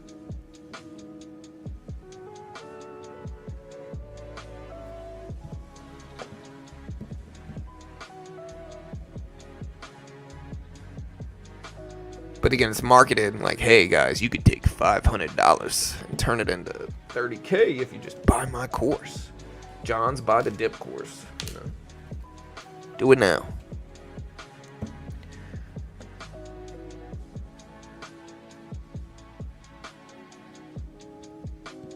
Ulta. I'm married, so I know what Ulta is. But I'm trying to think of. I get Ulta and Sephora mixed up, right? I think Ulta is the one that's crazy, that smells really, really strong when you walk in, and it's always really, really packed. Sephora is, or maybe I got it backwards. Maybe Sephora is the one in like malls that's always really, really packed, and I feel like I'm gonna choke every time I walk in there. And then Sephora is the one that is much more like low key, much more quiet. You know, I don't know. Maybe they're both the same. Right. John's by the dip course.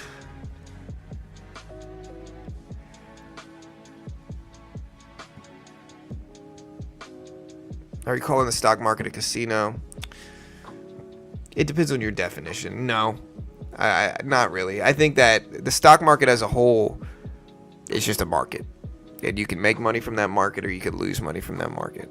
You know, and there's certain things where you have good odds and there's certain things where you have bad odds.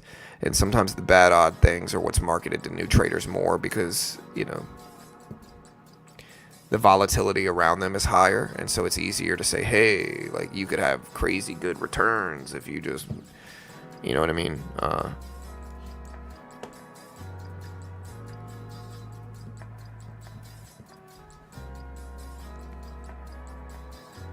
Is this news good or bad for the market? I would argue it's good, but also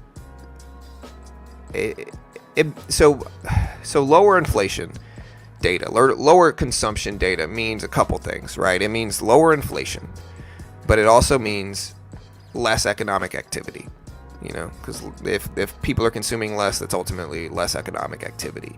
So it's generally good, I would say, but sometimes good data doesn't always evoke a good reaction, and nothing's super predictable in that regard in terms of reactions to economic reports as well as earnings.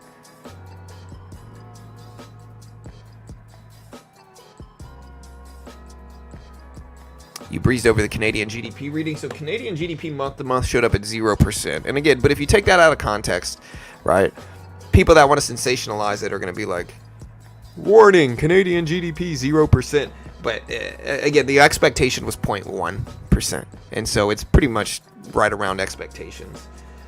Quarter over quarter is the one you look at, and they're like them quarter over quarter is still growing. They're at 0.5% is what they showed up as, Q to Q. Annualized GDP is 2.1% for them, and that was actually higher than expected. You know, so the point is, the data wasn't that bad for Canada. It's not like, it's not like quarter over quarter their economy isn't growing. You know, it might be growing slowly, but it's still positive quarter to quarter. Does today's data contradict yesterday's? Well, I mean, none of them are necessarily contradicting. Right, like we can have a strong economy and low inflation, and I think that's good. You know,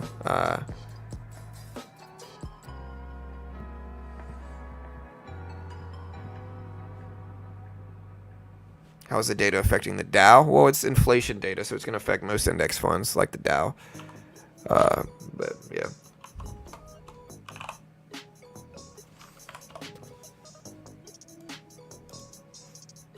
How come I can never look at the Dow on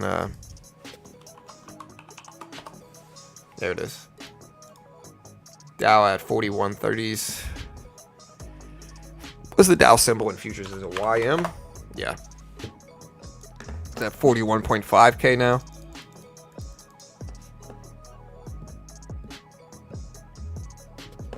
Yeah, GDP yesterday was pretty good though. It's 3%. You know, but I think the market fears it because that means less of a need to cut rates, and the market definitely wants like cuts.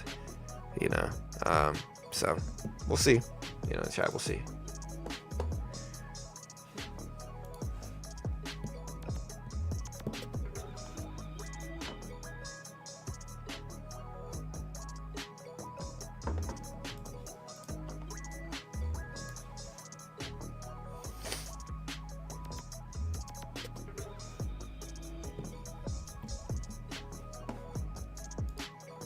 And again, we're going to day trade today. We're going to try.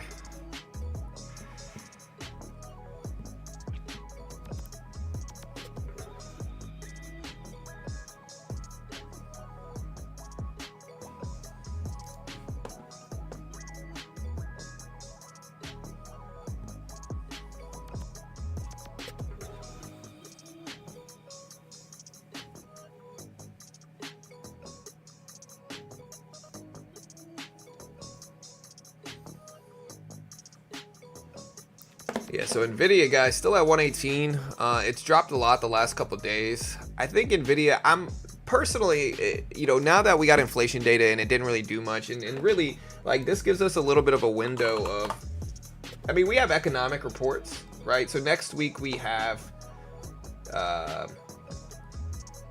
next week, Labor Day, markets closed. We got PMI data on Tuesday, the JOLTS report and prelim payroll data Wednesday. Thursday we got Wednesday, I'm sorry, we got prelim payroll data Wednesday, jobless claims Wednesday or Thursday, and then ISM services. Friday is the biggest report, but all of those are pretty small outside of JOLTS. The JOLTS report on Wednesday is the next big report that's going to be actually influential over markets. Again, next Wednesday, the JOLTS report, the JOLTS job report on Wednesday. And so we got a couple days where we don't have any economic reports, and even the ones that come out Wednesday and Thursday are not the biggest. Friday is definitely the biggest one. It's payroll reports, right? So payroll data, unemployment data drops next Friday, and exactly a week from now. That's the biggest upcoming report outside of JOLTS on Wednesday. So point is, we got a little bit of a window where we don't have like super influential economic data. And so my bias on NVIDIA is on the upside, right? I might be wrong, but my bias for NVIDIA is on the upside. I think NVIDIA is down a decent amount from earnings. It's at 118s. But at the same time, I could just be super wrong, and NVIDIA could just dump and break lows or whatever happens. I'm not sure, really. But I think their earnings were okay. Their guidance was good. A little bit underwhelming call with updates on the chips and stuff. But I still think that NVIDIA is pretty strong. And so, yeah, my bias is on the upside, especially with good PCE data today, good inflation data today. But yeah, we'll see.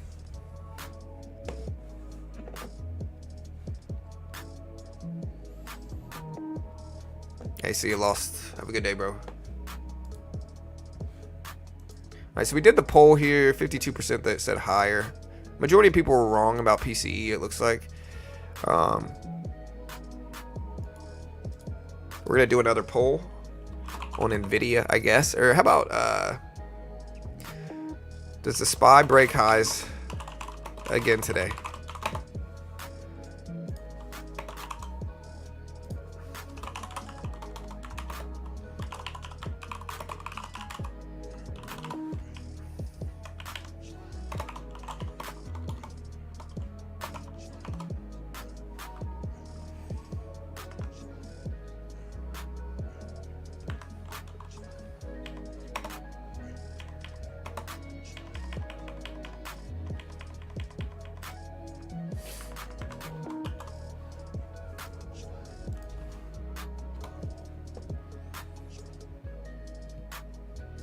Yeah, so this is SPY break highs again today. You can now vote on that updated poll. The last one we got 1.4K. Most people thought higher than expected PCE data. We ended up showing lower. So yeah, I might be wildly wrong. I don't know.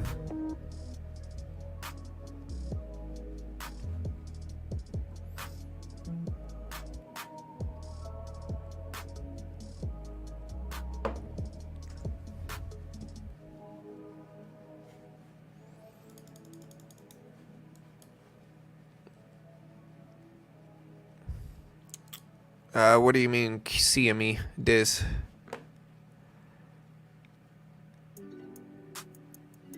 What's up, Tommy? Hey, nice, Matt. Congrats, man. Good job, dude.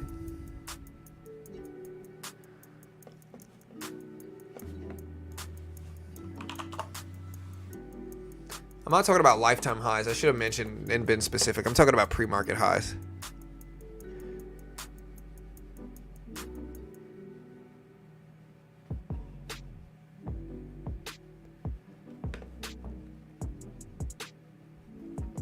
Taiwan Semiconductors long term? Yeah, maybe.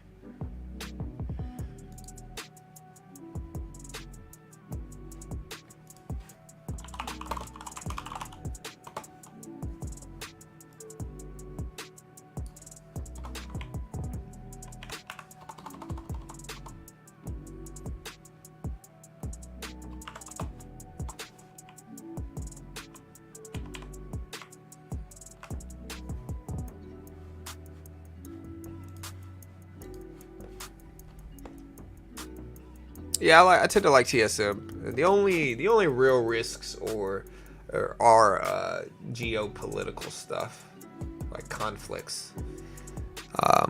But I also think that they have isn't their centralized location here in the U.S. now, or is that wrong?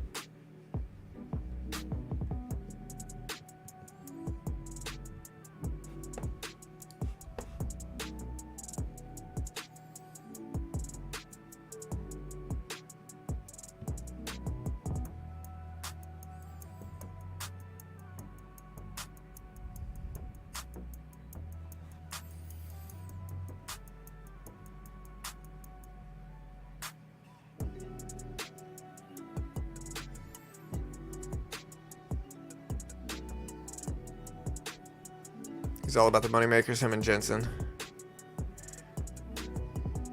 Yeah, that's not really my niche. CME gaps. I feel like I've heard that before. But Chicago, yeah. So this is futures.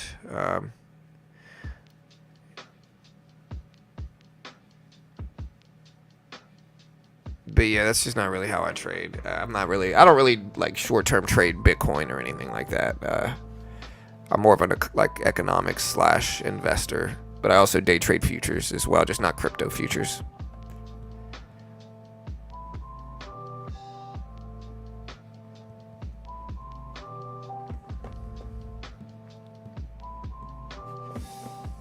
All right, guys, so we're gonna get ready to trade on Top Step X, which we've already made a little bit of money on today. You can kind of see the last few trades. We lost a little bit, made a little bit. We're net green though. The good thing about Top Step X, again, there's 0 commissions. The only fees are $2.80 a trade, which is very, very low. Look at how cheap that is. All right, so like, look. Can y'all see this? Like, look how cheap that is per trade on Top Step X. Again, if you're not using Top Step X, you're missing out. And again, here's the link. Check it out. Great way to help support the channel. They're a sponsor of mine, though.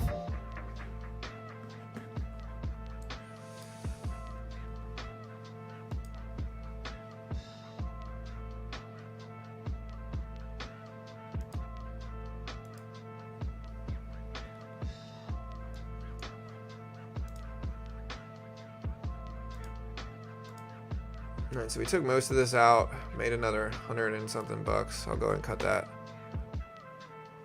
All right, so yeah, we just made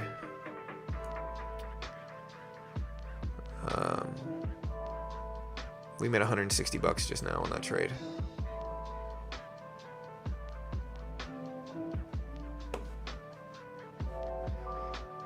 Where's crude at?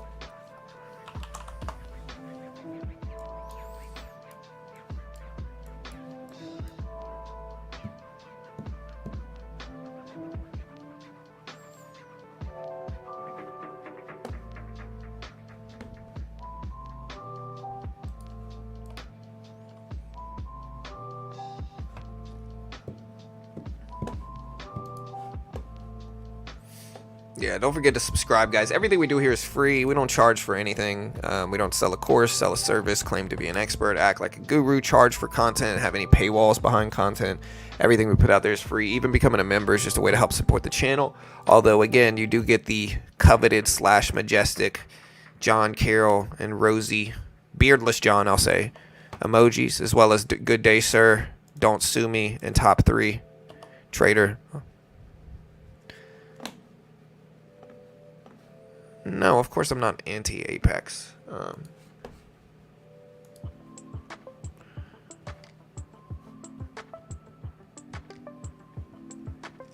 Right now I'm just using Top Step, you know, and I like Top Step. Top Step is great, honestly. Crude oil is falling down some.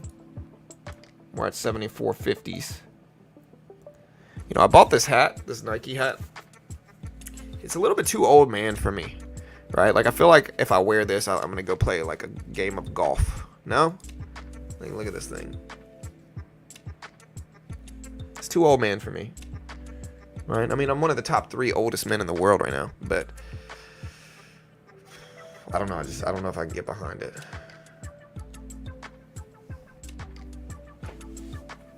Got an assortment of hats.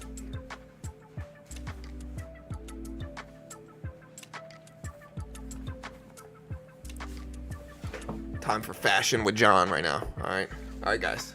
Which hat? Okay. We've got this one. We've got this one. This is my personal favorite, honestly, right now. Personal favorite. We've got an LSU hat. That's slightly too small for me, but it is LSU. My daughter wears it sometimes. Go Tigers, you know. We've got a Adidas hat, which I don't know. Started to grow on me. I kind of like the Adidas. And then we got Houston Astros camo. All I used to wear was camo. Top 3 hats in the world right now is this one. Alright. I might stick with the camo.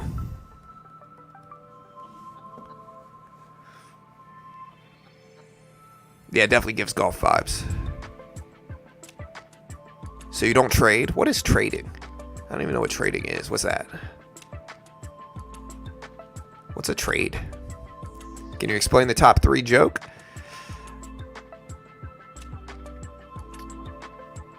Really, I started sarcastically saying I was the top 3 greatest. Mostly because everybody else wants to claim to be the greatest.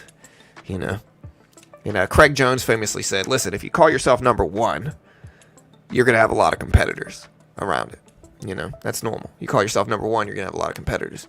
If you call yourself number 2, nobody's really fighting for that spot, right? So I'm going to go a step further and be number 3, even though I think I've been like this way before Craig Jones said that. The joke's been going on for 5 years now.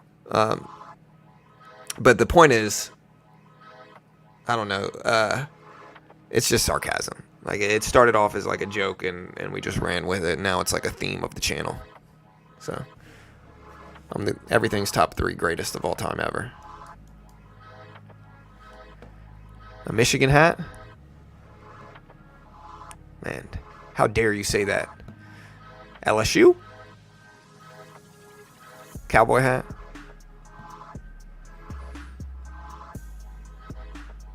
Yeah, for sure. I mean, I think that was one of the top 3 best explanations I could have ever given in the world. Or top 3 worst. Yeah.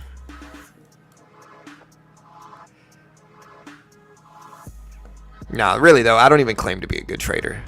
In fact, I tell people I'm actively not a good trader. And that's how I'd rather be. It's easier to run the channel that way. Yeah, crude is down. Why is crude dropping so much? Typically, crude goes up during geopolitical uncertainty. And so if crude's going down, it usually means that something... Okay, never mind. I see. Crude is going down right now because OPEC Plus is likely to proceed with a planned gradual oil production increase from October, according to Reuters. It's a more supply and demand. More supply means lower pricing. This is what it is. This is what it is. All right, so here is the oil news right here.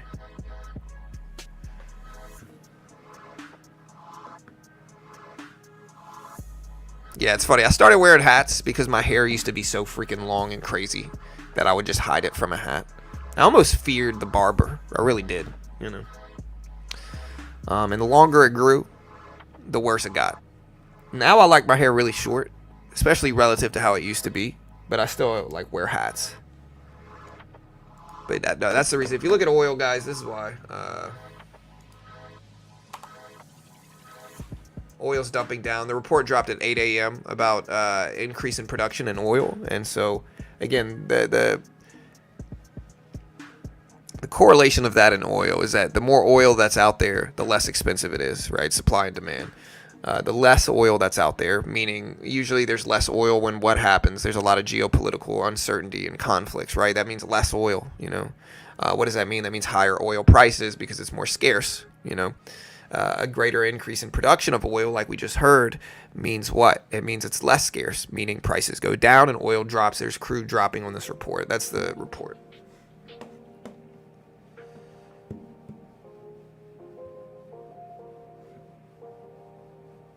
Top 3 caps, definitely top 3-ish. I would say like top 2.25, maybe.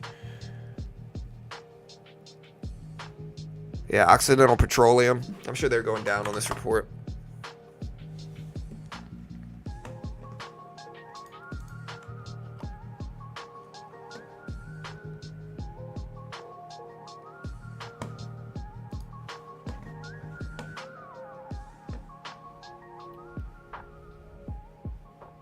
Yeah, it's going to give you a spike in oil, Thomas. All right, so we're almost up to 146,000. We're getting close to 150. I don't know what I'm going to do at 150, but I'm going to do something.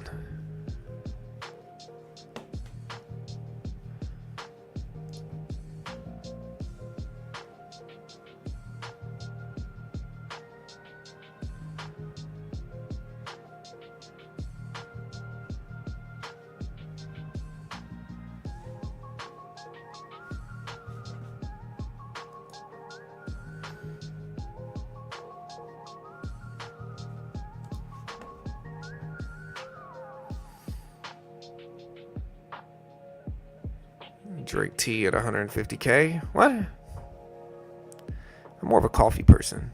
Is the Russell going down? Small caps?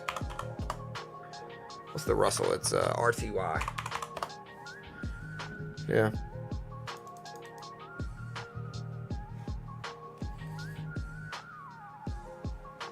No, I'm definitely not doing that food. You know, there was a time where I sold push-ups here at this channel. Capitalism thrived. You know, a moment in time. I would sell them for like 50 cents a piece. And we had hundreds of donations from them too. One day I had to do 600 push-ups. I got like $300+ in donations. And I did them too. It took me to like 2 o'clock in the afternoon to do those push-ups. But I did them. We also did I hate mustard. You know, my parents, shout out to them. You know, some kids got their mouth washed out with soap when they would do dumb stuff as a kid. My parents would put a drop of mustard on my tongue. I freaking hate mustard. And so I was doing mustard spoons for a while too. You know, like I said, moment in time, capitalism thrived. I was also going to get an AMC tattoo at one point. Oh, I was definitely sore. I couldn't move for days.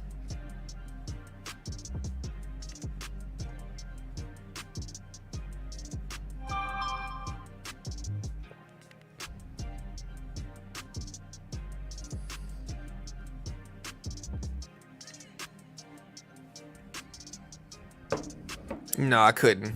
I tried to switch it up and do sit-ups, but honestly, I hated sit-ups much more than I hate push-ups. I could do a bunch of push-ups. Sit-ups, you know, I don't have the best abs. You know, top 3 worst ever, they say. But, yeah.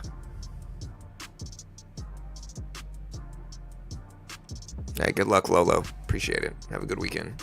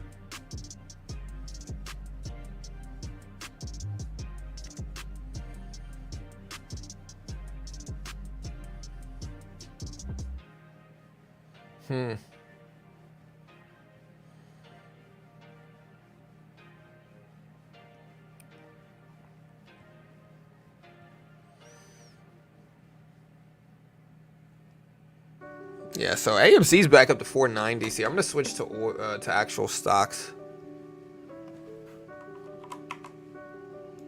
There we go. I'm gonna buy this here too.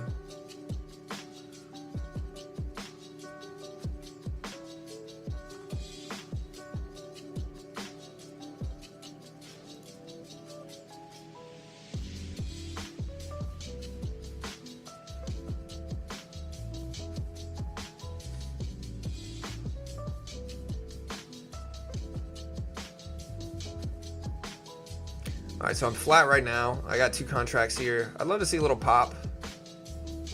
There we go. I'll take half off there too, lock in.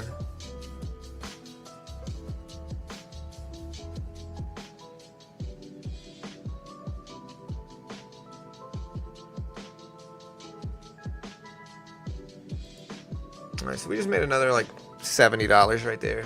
So that's fine. Call it the bounce though. My short-term predictions are getting pretty good, I think. Right? We haven't had a losing trade. Wow. 1, 2, 3, 4, 5, 6, 7, 8, 9, 10.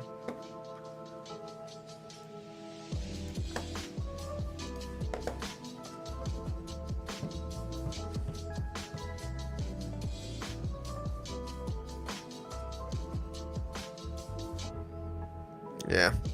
Parents were different back then, Don. For sure. Parents were different.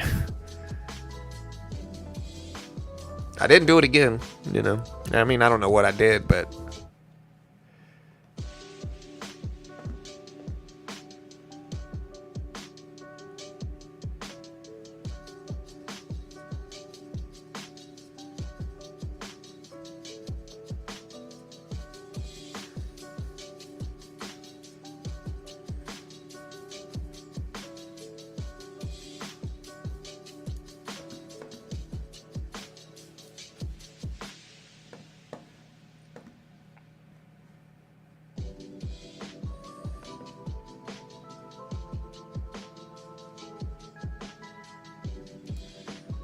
I'm not judging people for lying on Facebook or other social medias, but I see it so much, right? It's like if somebody wants to lie about a job, they're like, hey, I work at a computer company, you know, I work at, you know, and works at tech company, you know. It's like, okay, then why no specifics here, you know? Is your computer company called Computer Company? You know? I'm not hating. Maybe I'm a hater. Top 3 best hater in the world. But, I don't know. You also see people... You see people who list like 10 different jobs on there. Right? Of made-up businesses. And they're mostly made-up businesses. Right? It's kind of like if I put on my Facebook, which I have nothing on. I don't even really use it. You know, like John's book company, John's social media company. That would actually be real. But John's Landscaping Company, John's Programming Company, you know, John's Donut Shop. It's like, all right. Anyways, AMC up to 491s.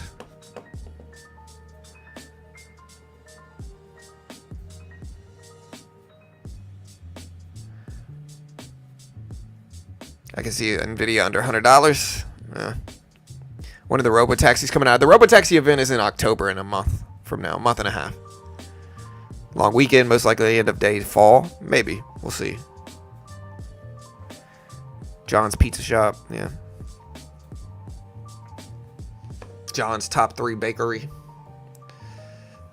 Just need $135 Nvidia to get rid of calls. Yeah, I mean, I don't know. I think Nvidia, like I said, I'm kind of bullish. We had good inflation data, good GDP data. Nvidia's down on earnings that were pretty good. I tend to think we might correct a little bit on the upside today, but I might be, again, I could be certainly wrong. Certainly wrong.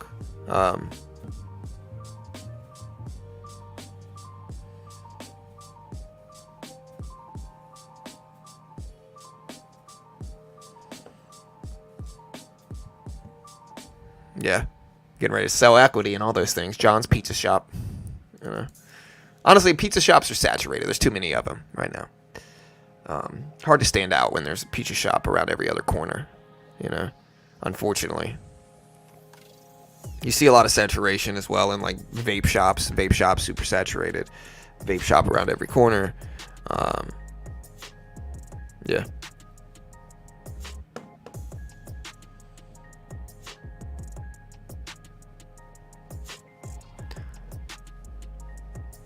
Posting resume and tie pics saying there. Yeah.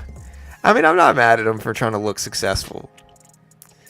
But, like, I get it. Everybody wants to look successful. No, even if, regardless of whether they admit it or not, everybody wants to look successful. With it, generally, at least. So I can't really knock it, you know. Another thing, I see a lot of people offering, like, bet companies. Like, hey, buy my bet picks. Like John's Bet Company, John's Bet Picks, or something dumb like that. And again, like, that's just, you know, that's saturated, number one. And number two, it's just, nobody really makes money betting on sports consistently like that. It's not a real job. It's not a real thing. Coming from the top 3 worst trader ever. All right, guys. 9 minutes. 9 minutes.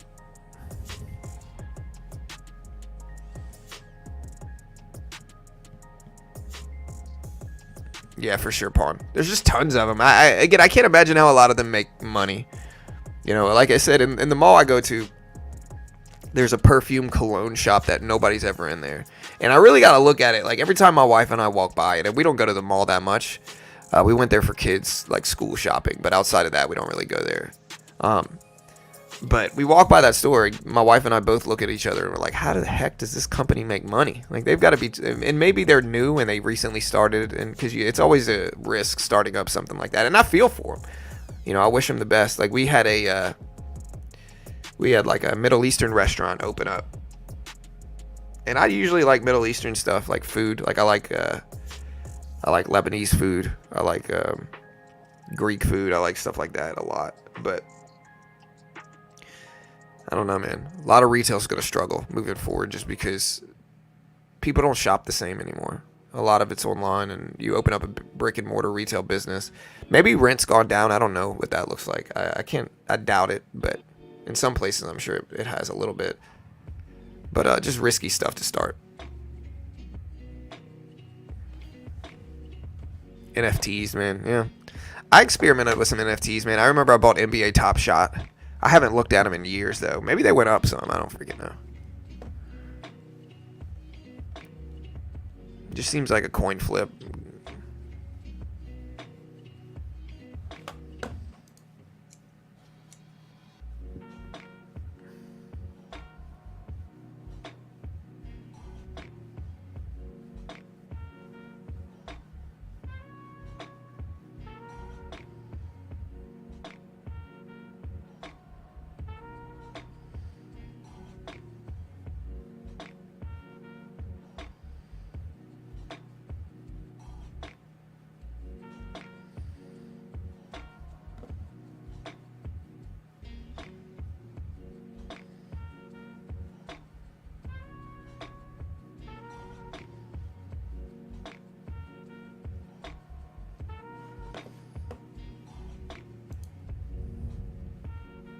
Intel's going up. I don't know. It's down a lot.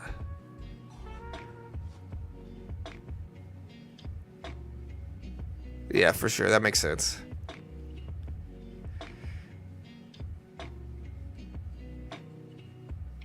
Nobody leaves their house to see what they could buy. I don't know. Like, it depends. Like, I'll go to the mall and look at stuff. But we did bounce back in the NASDAQ like I thought we might.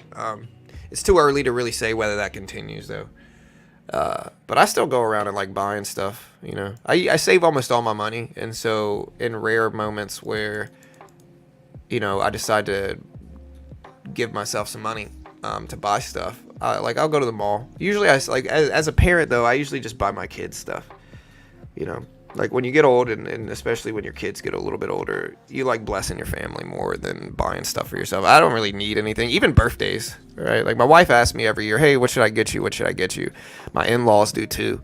I never know what to tell them. I don't know. I don't need anything, you know. Anything I want, I can buy. And for them, with you know, not anything.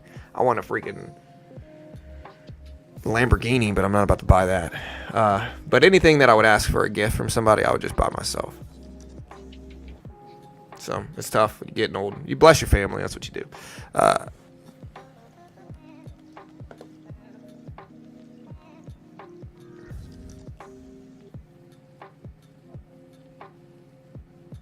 Yeah, NVIDIA report may be helping it.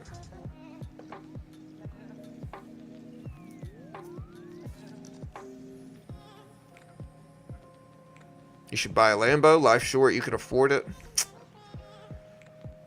I mean, I could afford it, but that doesn't mean I should. You know? Like, the real problem is this. You want to make a lot of money. Usually that involves spending a lot of money in something, right? And so, sure. Do I do okay? Sure. Is it smart for me to blow that a huge percentage of the cash I have on a freaking wildly depreciating asset like a Lamborghini? Every 10 years, Lamborghinis look old, you know? So you buy one now, especially what they're selling cheap right now is the ones right on the cusp of looking old. So you spend $150K on a Lambo, 5-6 years, it's going to look much older. You know, much older. It's not going to hold its value. It's a wildly depreciating asset. And this is what a lot of people get wrong. Even like professional sports athletes, they get $1 million check. You know, they spend a quarter of that money on some supercar, wildly depreciating new car. And then when a lot of them don't have money left after taxes and everything else, they're sitting there wondering what happened. So, you know, again, famous quote, don't try to look rich, be rich. And if you have FU money, it's different. And I don't have FU money. I wish I did, you know. But if you have FU money, it's different. You know, you got 10, 20, 30 mil. Buy whatever you want. Within reason too, even that much. Like there's some yachts out there that you shouldn't buy for that much. But yeah.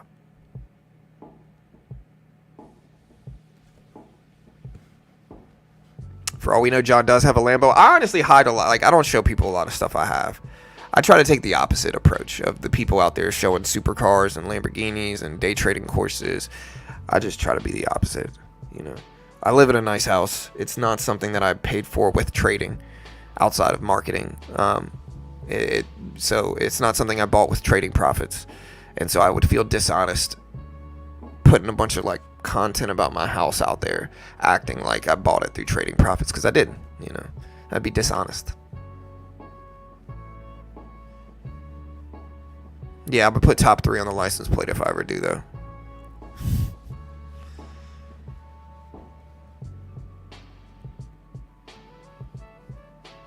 Data was good. Data was good. If I bought one, realistically, I'd probably buy a McLaren, like a 570S McLaren.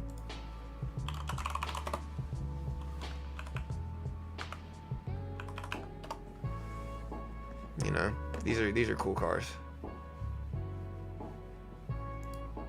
Like, check this out.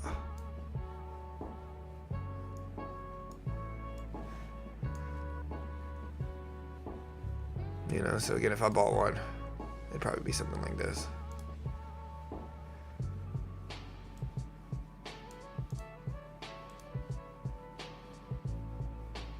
I don't know if it'd be orange though.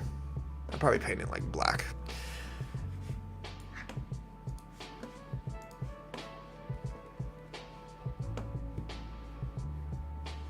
Yeah, the 720 is too expensive though. I can get one of these for like 150. The 720 is what? 720 is 230. You know, 325 and some if you want the new ones.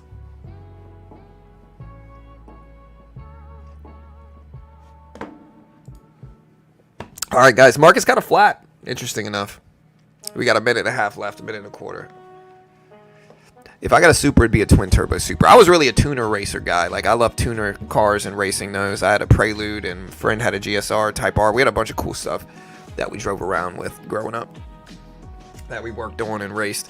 And so if I got a tuner car, it'd be a twin turbo Supra, maybe an RX-7. My dream car as a kid was always a 300Z twin turbo. I don't know if I'd get one today. Too much time has gone by. The ones that are out there are not the best shape. So, anyways, market's about to open up in 40 seconds. 40 seconds. Yeah, I was a really big JDM guy.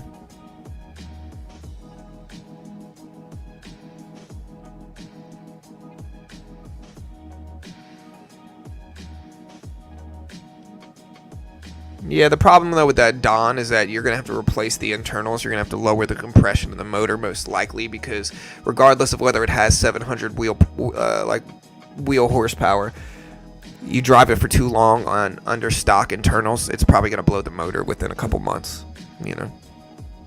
All right, here's the opening bell, guys. There it is. Yeah, the new Corvettes are pretty cool. Like, I do like those. There's so many of them out there. Everybody's got one now. It's less cool, I think, just because everybody's got one. Tesla spike it up in the open a little bit. Let's watch NVIDIA here.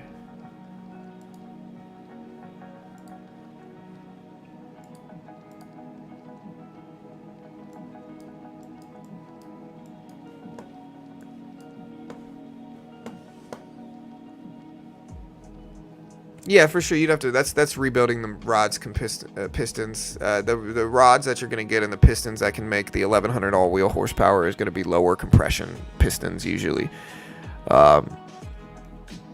Which is, again, that's if you want to run high boost. All right, guys. Again, we're waiting for the opening bell to settle down. S&P broke up a little bit. NVIDIA spiked. SPY spiked. I had a friend that had a 240SX and he did the Skyline swap, motor swap. He started running at like 30, 40 pounds of boost regularly. And I kept telling him, you got to stop. It's too much. Like, you're not going to be able to do that. And he kept doing it. Motor eventually blew. Whole car was gone. It was a really cool car too. Tesla spiking up. It's at 210s. Apple at 229.50s. AMC at 480s.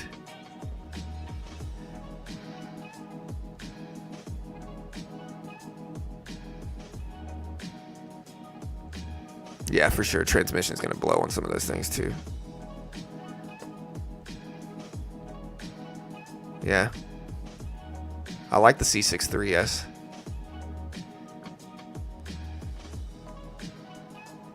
No, I'm not going to feed it nitrous, especially not a Hellcat. Hellcats are legit, dude. They're really, really fast too. They're almost dangerously fast. Kind of like a Tesla Plaid. PCE was average. I'd say a little bit lower.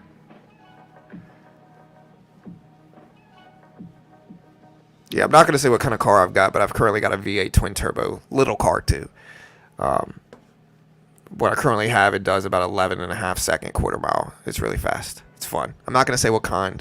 I love cars, you know.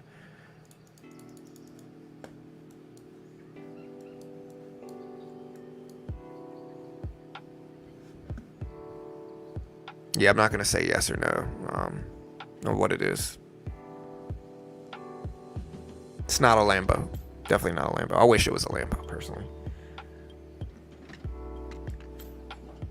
All right, guys. So, again, we're watching the market kind of choppy at the opening bell. NVIDIA dipped down some at the open. It's under the 200 EMA right now, but it's testing it. The SPY is actually pushing up. So, NVIDIA and the SPY rarely doing opposite things at the opening bell, but we're seeing it. It's a Matchbox 20. You want to push me around? Well, I will. The Russell spiking up at the opening bell.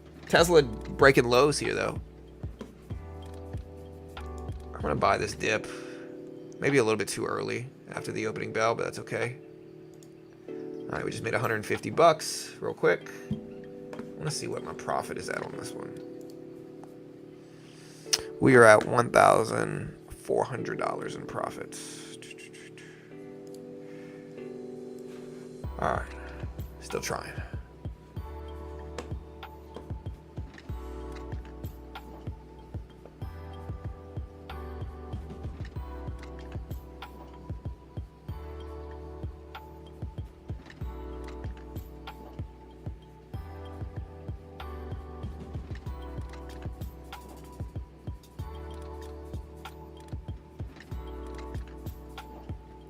Yeah, the Dow spiked right at the opening bell. I'm trying to let things settle down. This is the bottom range. Don't do it. All right, somehow we got out with a $100 gain, but honestly, it scared me. It dropped, I was down 200, and then it just rebounded quick. Again, the good thing about Top Step X is that there's no commissions, and it's only 2.8% or $2.8 in fees per trade, which is a crazy big edge for Top Step X. It's too early to say. Tesla's actually green on the day. It closed yesterday at 206.30. It's at 207s right now. So, I mean, Tesla's still technically green. It's just dropping a little bit. I'll check Ulta if you stop spamming, bro. Ulta's gapping down huge on the day. I don't know if it had earnings or what, but it's down big. It's rebounding a little bit, probably just based off of extension, but I have no idea what it's going to do now. Chicago PMI is somewhat important. We'll see. We'll cover it and watch it, but again, I wouldn't say it's like super important or anything.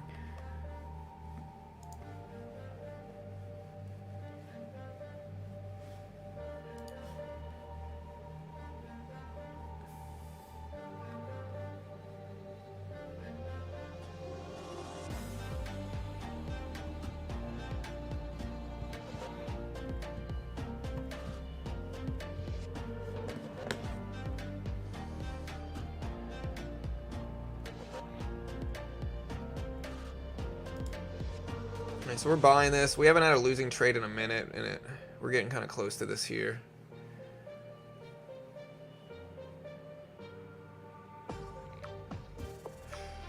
If we break that low, I gotta cut it. Look at this bounce all the way back.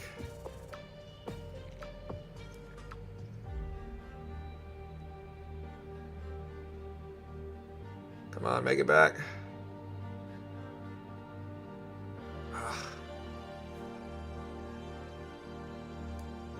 All right, I'm going to cut it. We lost $100. That's our first losing trade in a minute. I could probably hold it, and it's still going to be green, I would think. But who knows?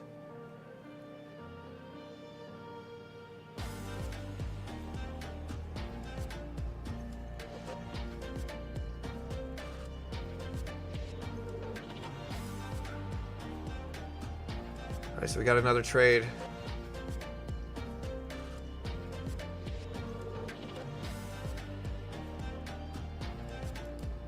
Alright, so we just made another $150 and made the losses right back on that, and then got back into the green.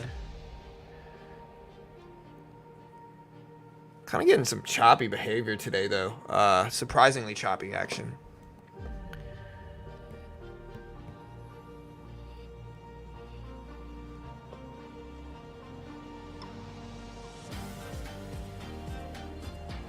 I have $1,000. Is it better to invest in crypto or stocks right now? I have no idea. Depends on what you're investing in. That's too vague. Certain stocks are good, certain cryptos are probably good, but it's too vague.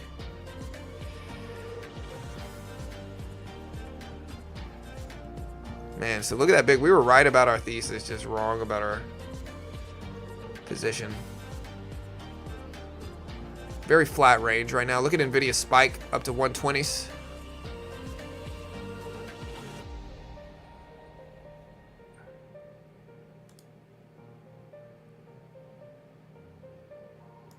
All right, so we just made another $200 there.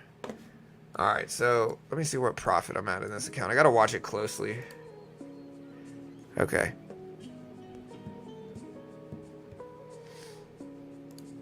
Yeah, we're up to over 1,700 in this account right now.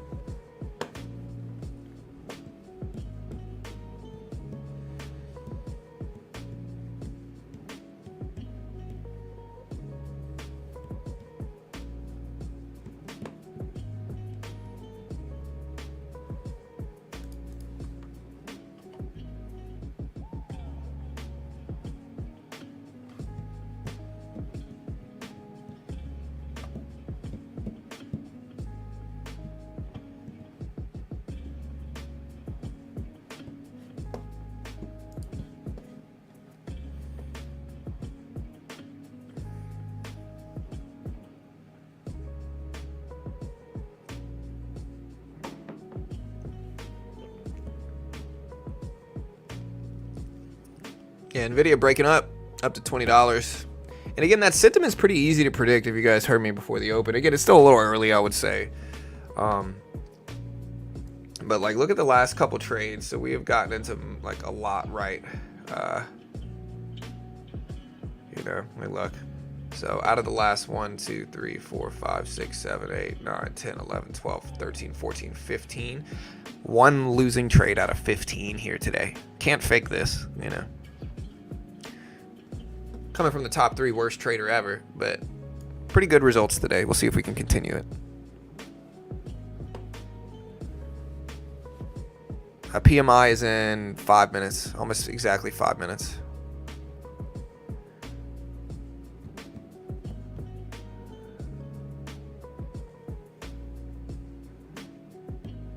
Yeah, so again, Nvidia's kind of choppy. Let me clarify.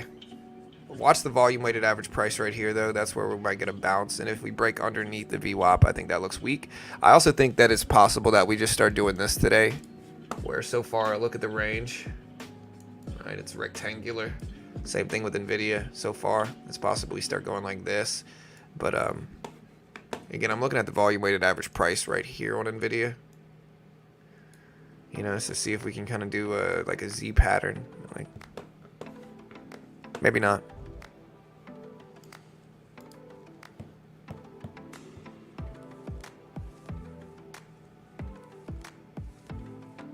SPY's still doing pretty strong too.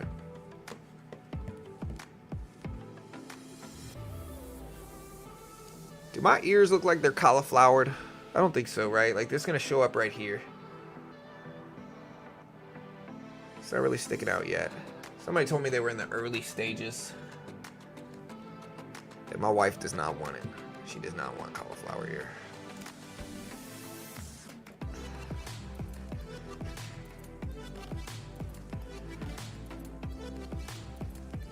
All right, so we did get a rebound, bounce at Nvidia in the volume weighted average price. WB is going to hold, but we're at the top of that range now. Again, maybe PMI is going to influence this. PMI is expected today, chat, at 45.6. Weaker than expected would be lower. The more under 50 PMI is, the more contracting in manufacturing there is. The more above 50 there is, the more expansion in manufacturing there is with PMI data. So, and then we also have that 10, the Michigan Consumer Sentiment Index report.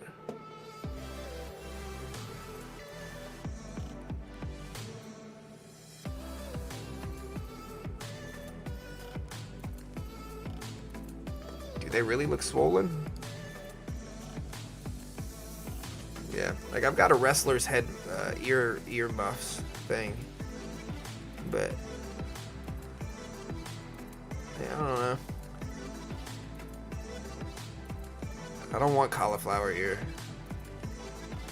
Somebody told me that wearing the ear muffs would make it worse, though. You know, they said that that'll make cauliflower ear worse. I have the magnets, but I don't know what I did with them. I'm going to order more right now. I'm going to order like 6 pairs of them.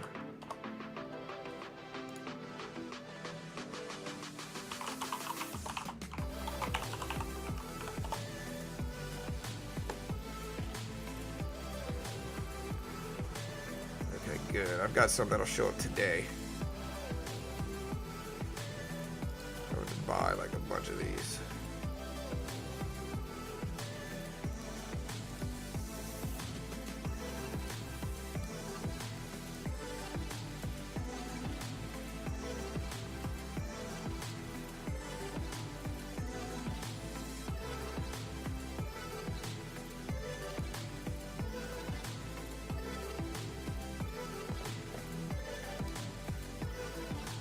All right, guys, here goes manufacturing PMI data in less than 2 minutes.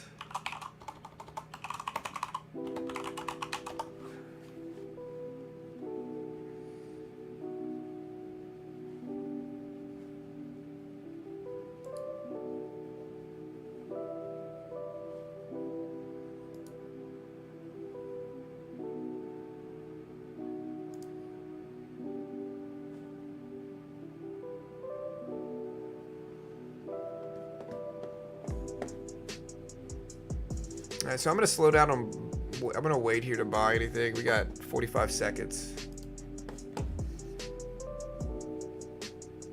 Cauliflower ears bad at. I mean, I don't know, man.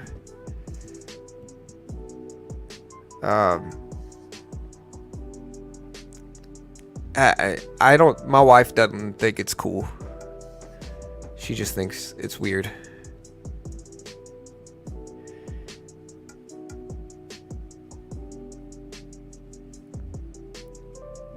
All right, guys, here we go. Here's the report. Again, it's expected at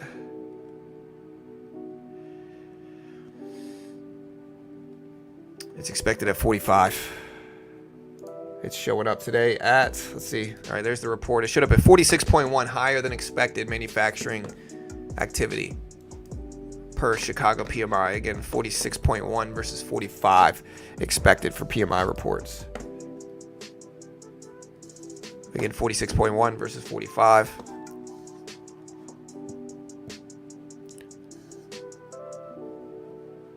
Why are you talking about ears? Because I'm waiting for this economic report to drop. And the market's flat, mostly. And we're already up. We're up almost $1,000 on this account today. So, I mean, trying to take it slow. We also have the University of Michigan consumer sentiment data in 15 minutes. Cauliflower ears are wrestlers' ears, or like I do jujitsu, and my ears are really swollen.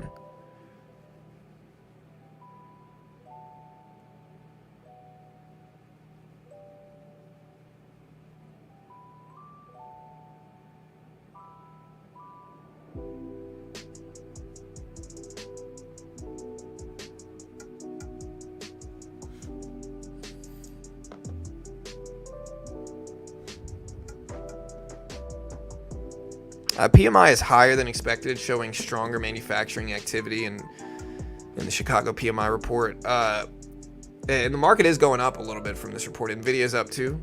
So far, so good. Good data.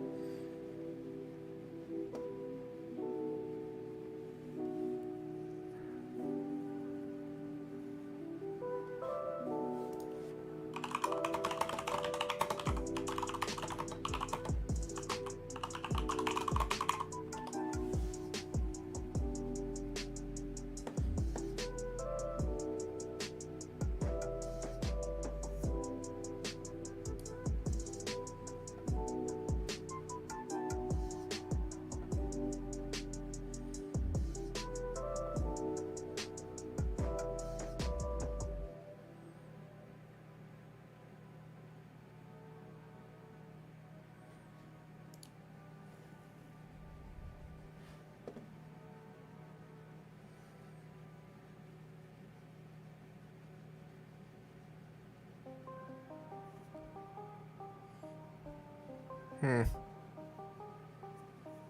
had some of the big magnets. I don't know what happened to them. All right, so the market's turning down a little bit now. Look at the SPY turn. Something happened. All right, so we just made another 60 bucks.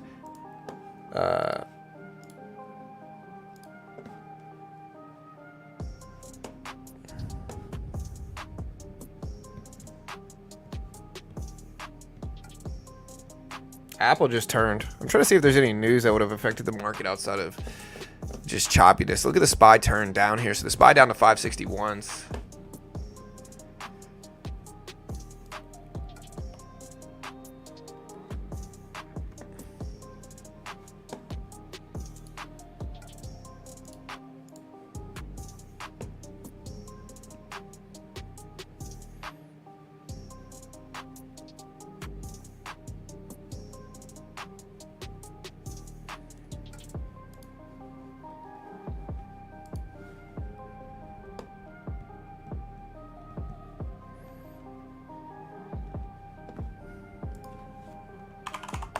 right, chat.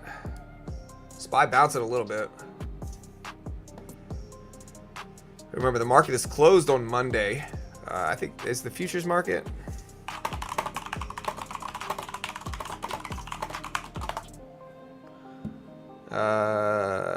Yes, it's gonna be closed. So everything's closed Monday. Honestly, I'm gonna enjoy the day off, to be honest.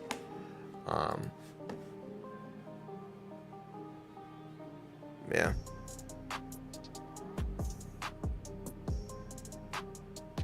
Ulta's pushing up. We were talking about Ulta earlier. Kind of flat day, guys. The Nvidia did bounce right at that volume weighted average price though level. Remember, we talked about this exact thing happening, as well as Nvidia pushing up today because of a gap in economic reports, as well as like extension on the downside short term.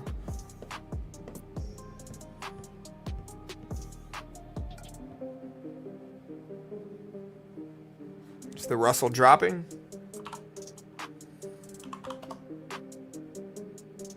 Yeah, Russell down to 4140s. Or no, that's the Dow. Dow breaking lows. Nvidia up and the NASDAQ is only following it. The SPY's down though, which is weird. The Russell is RTY. Yeah, the Russell's kind of following the SPY trend. The next report's in about 9.5 minutes. Do you do the bond market? I watch bonds for sure. It's a game day. Have a good day with your trading.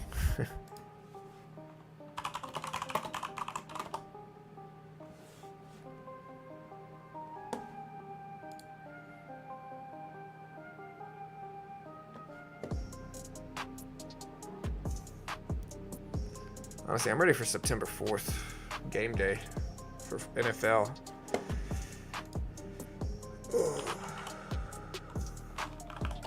How the Astros doing?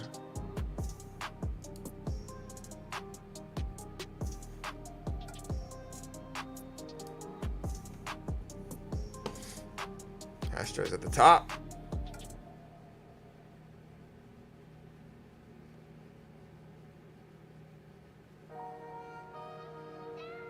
We got J-Rod and the Mariners.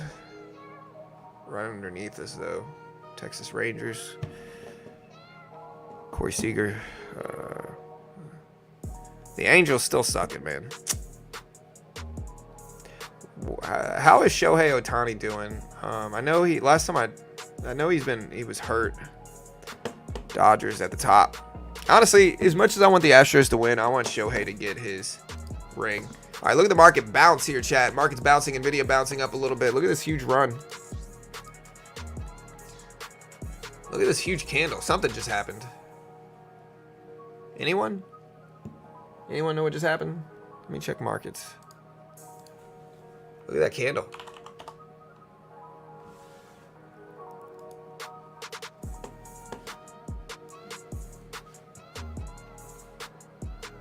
Oh, he did the 40-40. Nice, man. Yeah. I haven't been watching baseball as much as I normally do lately. Yeah, look at that huge candle. This is the largest candle of the day, and it came out of nowhere. I don't see any economic reports, any news that just came out either.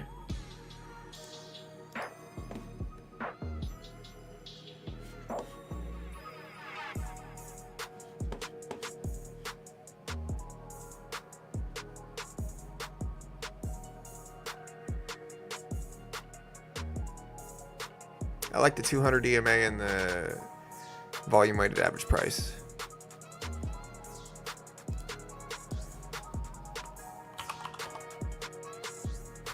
Tesla's bouncing up a little bit. Apple is still down on the day. Apple's kind of one of the ones that's dragging the market down. Amazon's having a good day though. Amazon up to 175. Meta's red. Tesla's flat. Tesla's green, but and technically Meta's green as well.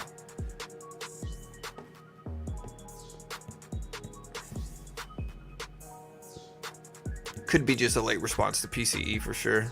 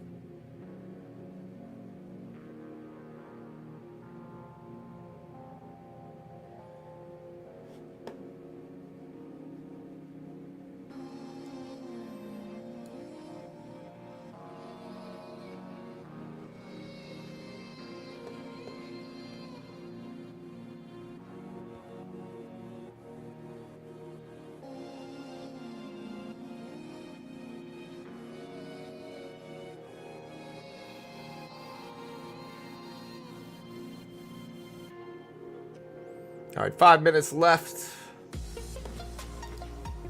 Broke highs at the top of the range on the NASDAQ, NVIDIA up to 121s. Broadcom, AVGO. Yeah, but so okay, like to put it into perspective, right?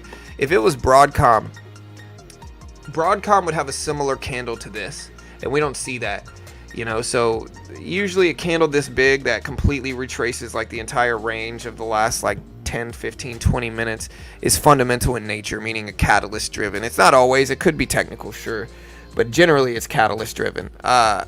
I don't see any catalyst coming out. Okay, so CrowdStrike VP is going to testify to Congress on its recent outages. So the point is, whatever is driving that catalyst, whatever stock is usually going to have a similar candle. And we don't see that in Broadcom and AVGO. And again, it might not be catalyst driven. I might be, you know, it might just look like it. I hope so. We lost Jaden Curtis, and I hope so, man. We'll see. You know, one thing Burrow as well as Jaden did was they were good. They scrambled in the pocket and out of the pocket very well. You know, Burrow never gave up on plays, would consistently try to get out of it and give it a chance. And that made his percentages go up and definitely helped him succeed in the NFL as well. Jaden is the same way. Just fast, scrambles really well, accurate when he throws, you know. So, yeah. I don't know about this new dude. We'll see. You got to wait and see. Sometimes they'll have big hype and bust. Sometimes they'll have no hype and succeed. So, we'll see.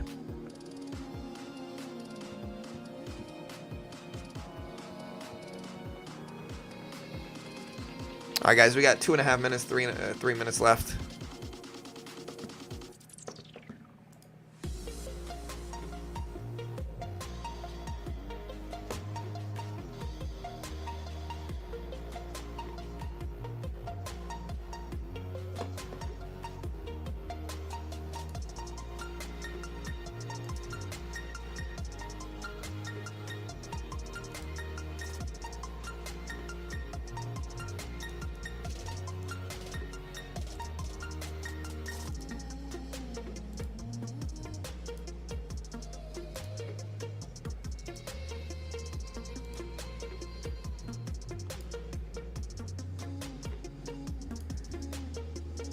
All right, couple minutes left.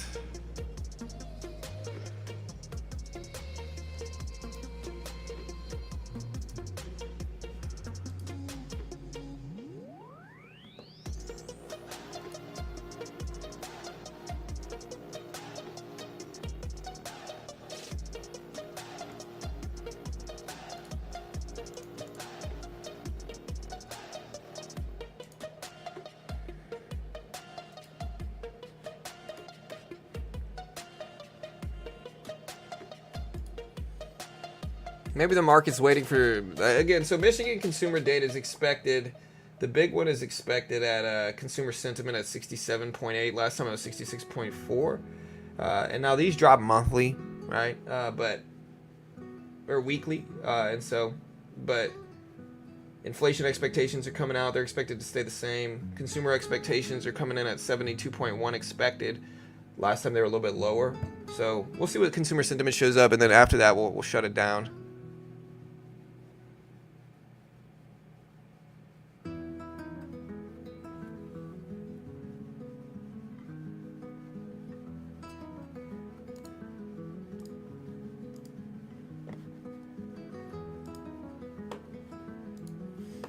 All right, guys, we got a minute left, about 1 minute left.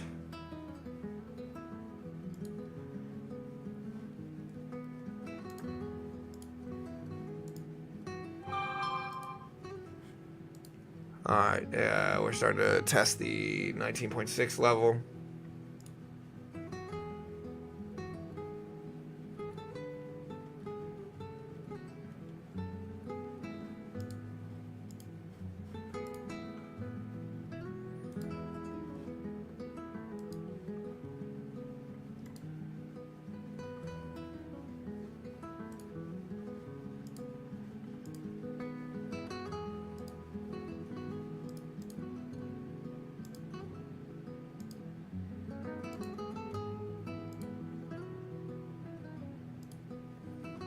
All right, here we go. 20 seconds. 20 seconds, chat.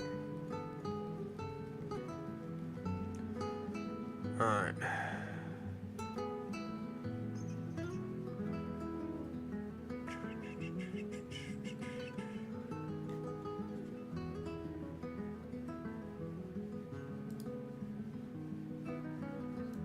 Here we go. And the report showed up Michigan 1-year inflation expectations lower than expected at 2.8%, 3% for 5-year inflation expectations. So that data did show up a little bit lower than expected. The Michigan consumer sentiment data hasn't dropped yet, but lower than expected inflation expectations for 1 year. Still waiting on consumer sentiment and expectations. I'm not seeing it, but this did cause a little bit of a spike in markets. The rest of the data's late. It hasn't showed up yet, chat. So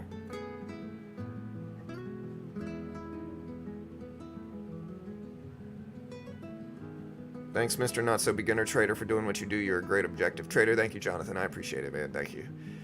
Again, I've been correct. I was right about NVIDIA. I was right about the market bounce that we got. I managed my trades okay, but top 3 worst ever, they say. So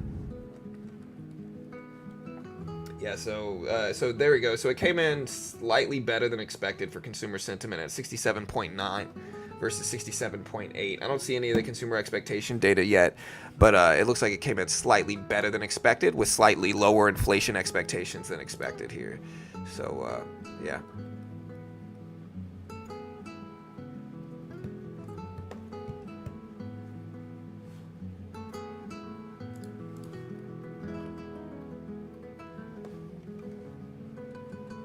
Market's up. Hey guys, remember, not an investment professional. I'm not liable if you lose. Always make your own assessment. Trade responsibly. Why do you keep saying SPY down? You might be lower. Hit the live button. See. When I was saying the SPY was down, the SPY was moving down under the VWAP, under the 200 EMA. Here is when I said that, right here. Since I've said that, the last time I mentioned the SPY, since the last time I mentioned the SPY, it bounced all the way up to test highs. So it's not down anymore, and we were talking about short-term price actions. So, yeah. Market looks good, guys. Market looks good. Again, if you want to check out my sponsors, they pay me money. I'm biased because of it, of course. One of the top 3 most biased traders for their sponsors and affiliates in the world right now. But if you want to check them out, check out Top Step Funded Account Program and Futures. They give you a demo. They test your skill with the demo first. If you pass the test, they fund you between $50,000 up to $150K, 90% split, similar to putting the money up yourself with 90% split. If you fail, you're only out the monthly subscription. The base one's only $49. So $49 a month risk, potentially for thousands and thousands of funding with a 90% split. And they paid out over $40 million in the futures market trading. There's no PDT in futures. Again, confirm all of this with them. They're a sponsor of mine. I'm biased, but a great way to learn. And in the futures market, you could day trade the S&P, the NASDAQ, with basically the SPY and Q price action. Patterns are very similar to stock patterns. Check them out. Here's the link. Great way to help support the channel. I'm going to see you guys later, guys. Y'all be good. Have a good weekend. Remember, chat, it is a long weekend. You guys are not going to see me until Tuesday. Try not to cry about it, and I'll see you guys later. Y'all be good.